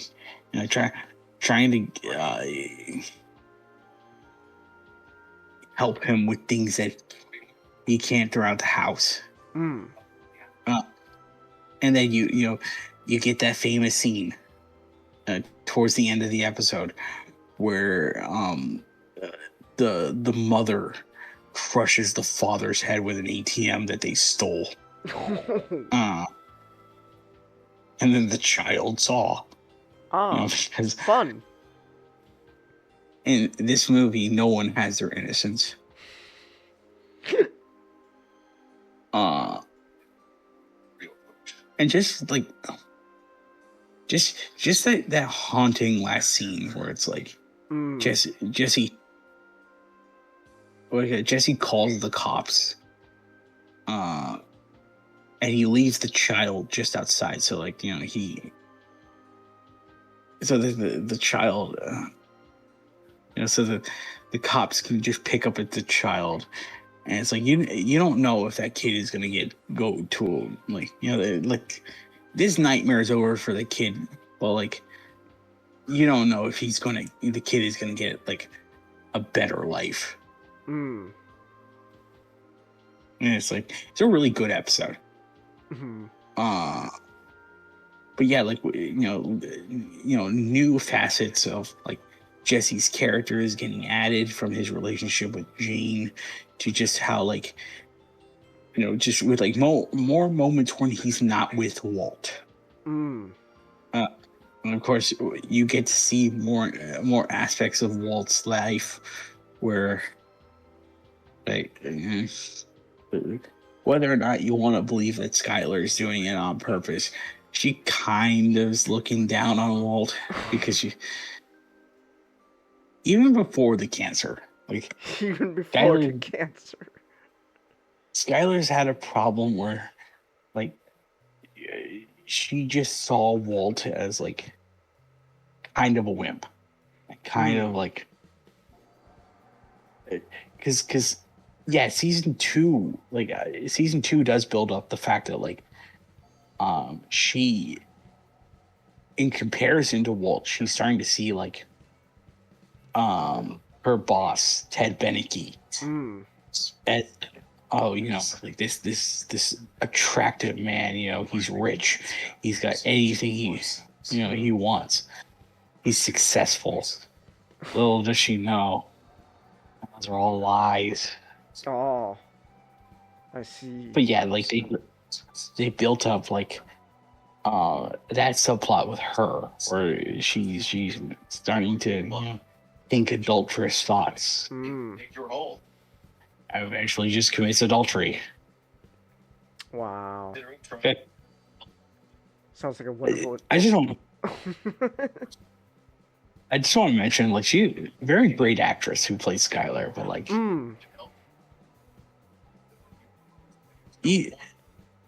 even unintentionally, like,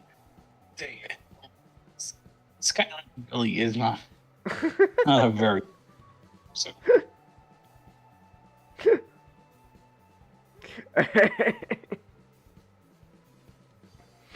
Oh.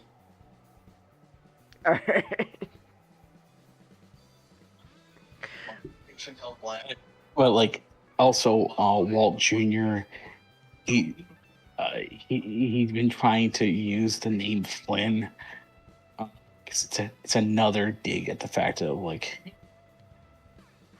he himself kind of doesn't look up to his father. Like his father as like someone who's cool. So like, being named in association with him, he doesn't see as cool.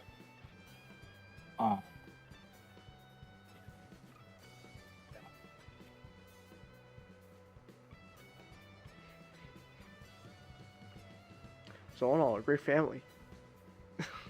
No.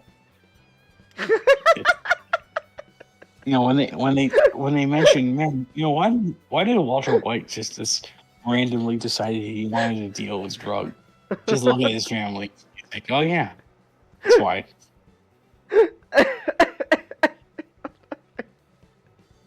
I love when you see this man, Oh, I'm sorry. I just love you can't even joke about it's like you're just talking about Walt and his family, and like you can't even joke about like them being a good family. Just no, they're awful. It's horrible. Give Walt Jr. this. Like, Walt Jr. is just acting like he's acting like a regular teenager. He gets embarrassed. He'll get embarrassed by his parents, and he's not doing the Flynn thing just because like he hates his father, but like he finds his father embarrassing. Like as much as he really wants to, he doesn't want to see his father die of cancer. Like, even then, like, he doesn't know that, you know, like his father has a double life as like a drug dealer. So he's kind of like still viewing him as like a kind of a bit of like that, like an old fuddy duddy. So it's like, oh, Walt Jr. still, he's acting like, you know, like a regular, not so much rebellious teenager. But Skylar kind of sucks. Skylar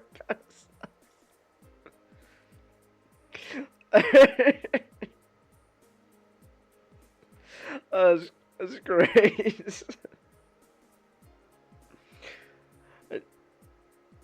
Okay. Wait, actually, I know you're talking about season 2, but I got like Walt Jr. eventually finds out. When he eventually finds out, does he fucking hate his dad because he's a drug lord? Well, he hates his father more than just the drug things. Oh, it's like something. Okay. James, do you know what happens in Ozymandias? In Ozymandias, what episode is that again? Is that like the? It's the penultimate. The penultimate episode. Oh. Of a series. Okay. Remind me. So, you know, like, do you know the reason behind like that funny reaction gift of Walt falling down on his knees? I mean, I feel the need to kind of spoil it because, like, you guys probably know because of cultural osmosis. Oh wait, now I remember Ozymandias. It took me a bit. It took me until you mentioned the funny gif where he falls on his knees. Yeah, the funny gif where he falls on his knees. You know, like, you know, like how like, you know, he went the way of the dinosaurs. Went the way of the dinosaurs. Oh man. Damn. You think Hank's gonna be alright? Yes, because like on the complete series Blu-ray, there's a scene where he gets out of the grave. so people just joke that like Hank's still alive.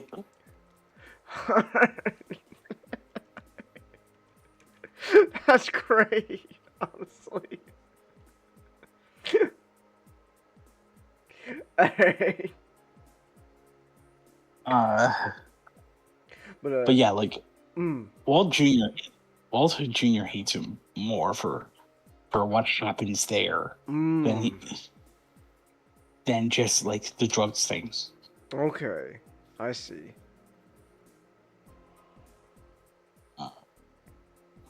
But yeah, like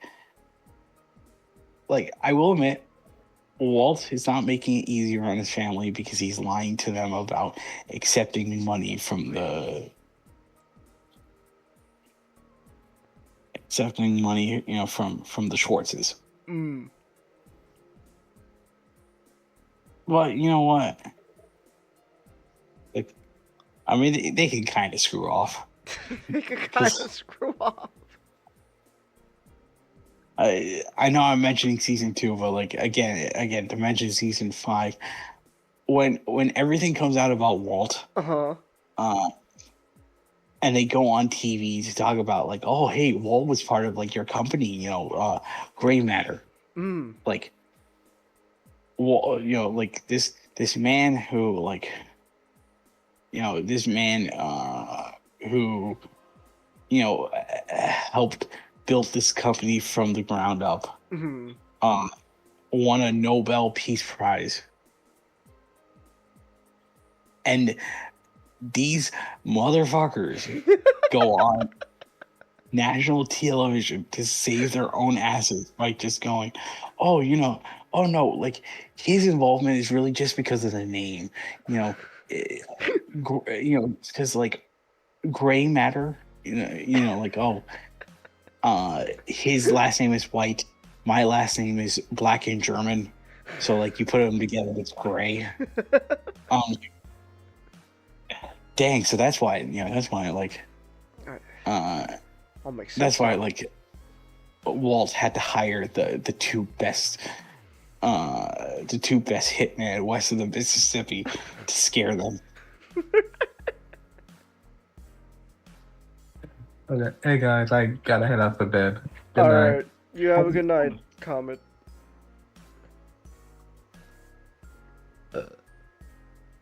Man, what else? Yeah, but like, Oh, no, go ahead. but yeah, that family, a very shaky ground, Hmm. and it's just because it's just gonna get even worse. It's just gonna get worse. Wow. That's amazing. Truly. Family of the year, I gotta say. Again, season 2 of Breaking Bad, just really good television. We're not at goat territory yet. But like you could just see from the built up, like we're heading there. And we're gonna reach the apex.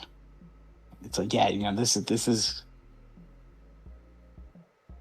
but like season 2 is filled with a lot of great things. Huge improvement over the first season.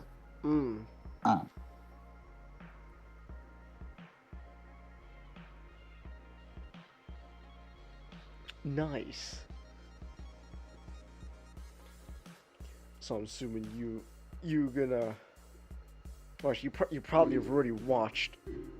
Like, you're probably already way into Breaking Bad by now still.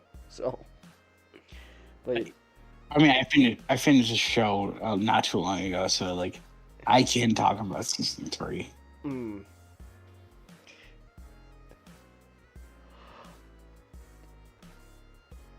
Oh shit! Yeah, I gotta watch more Breaking Bad. I need to watch more television. Kangas, is my opinion. Yes. Breaking Bad is the greatest television show of all time, except maybe The Wire. Except maybe The Wire. You know what? I'll have to check out The Wire then. A lot of things. You'll only recommend Breaking Bad and The Wire. Well, we're watching Scrubs right now, Nick. So, why don't you? You will always recommend Breaking Bad and The Wire. And The Wire.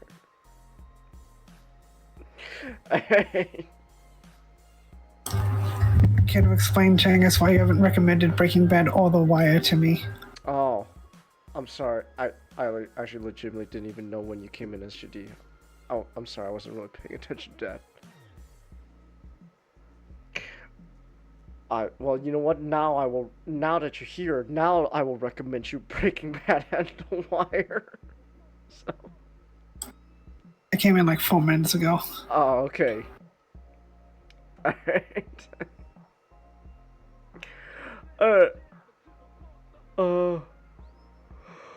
Excuse me. Alright. What time is it, by the way? It is 11:34. So we've been going out for about over 4 hours now. So It's time for another command, Chingus. Oh, it is? Okay. Well then, you know what? I know how to end this.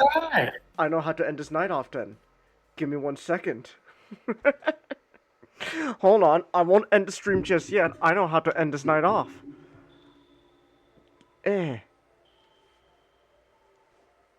All right. Oh, what did you cook up this time? What? Hold on. The chef SGD has cooked up a command. Let's see what we're working with.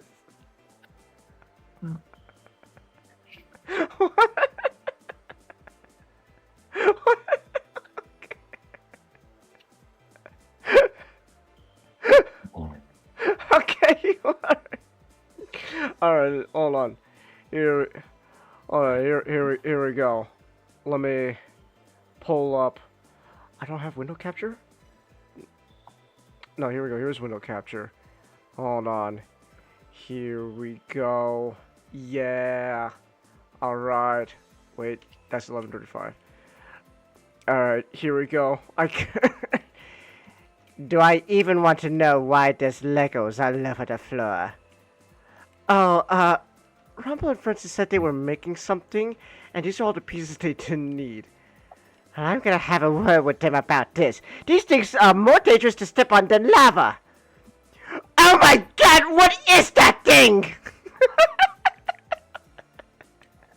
It's a Lego portrait of Dick Van Dyke.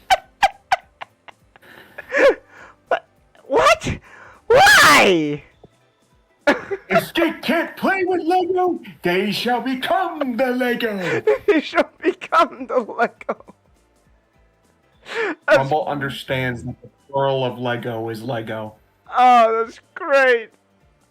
Oh, thank you, SGD. That was beautiful. I love that command. Thank you very much.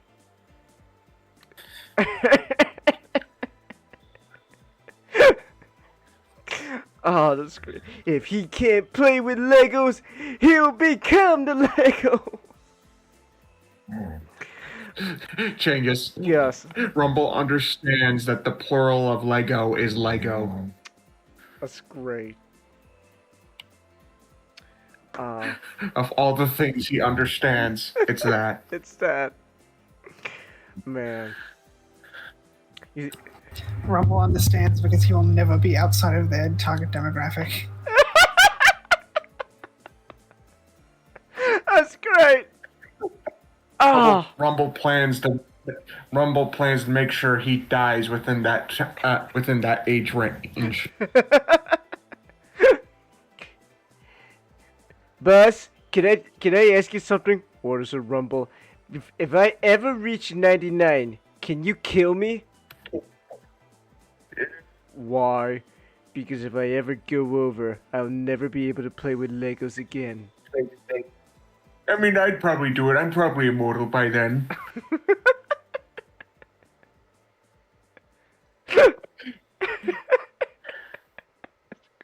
And I have a plan in case I end up living an extremely long time. On the eve of my 100th birthday, I will launch myself in a supersonic rocket that will achieve light speed as nothing but light as my body turns into photons.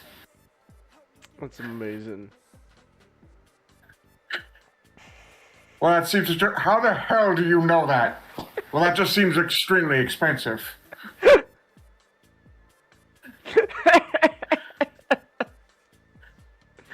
Oh, that's great. Well, that just seems extremely expensive. How the hell do you know that? Well, that just seems extremely expensive. Oh, that's great. Man, I love it. Alright. Oh wait. We've been going now for 4 hours now. It is already past 11:30. It's almost midnight. And it looks like everyone pretty much went to bed by now. So, I mean, it was a pretty small turnout tonight in general, but still. No one cares about Tintin. No one only cares about stupid internet drama. I'll talk about that next week then.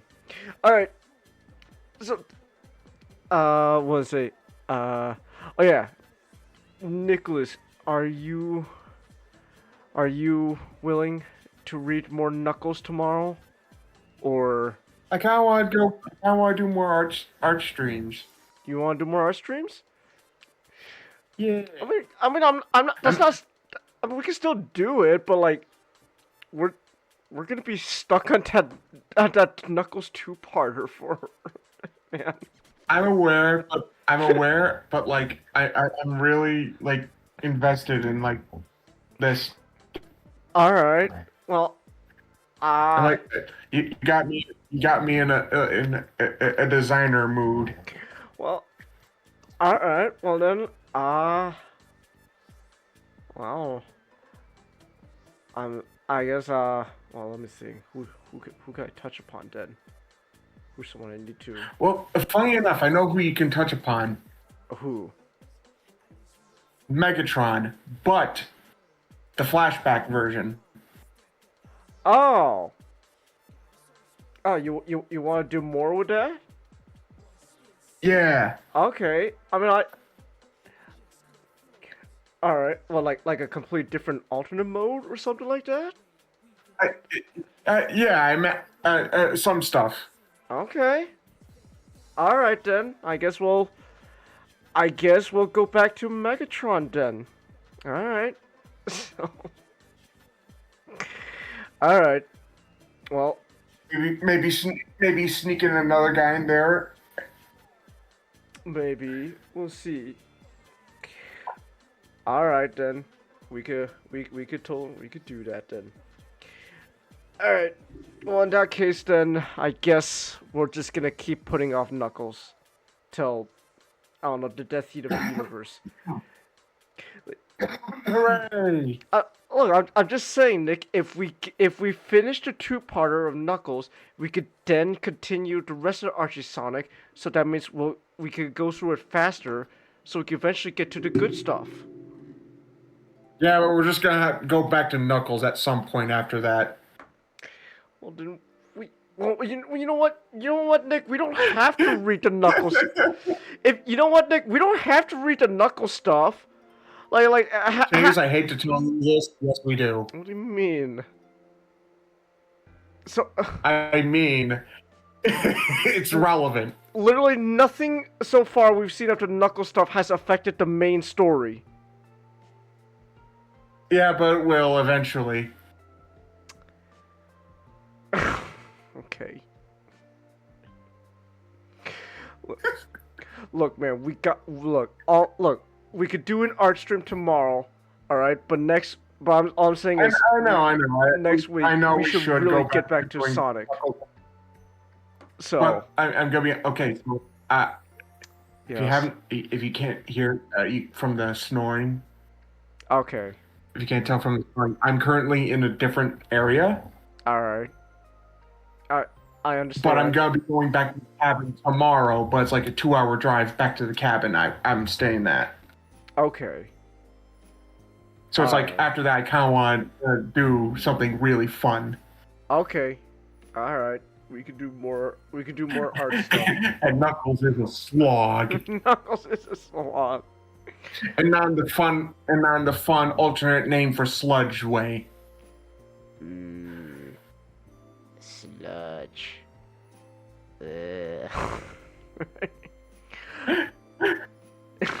Wait, Alina, we can't do this. Sludge is right there. I know. Let him watch. I want him to watch. I want him to watch. All right. We'll do more. We could do more Megatron stuff tomorrow then. All right. So I'll end things here. So until next time, good night.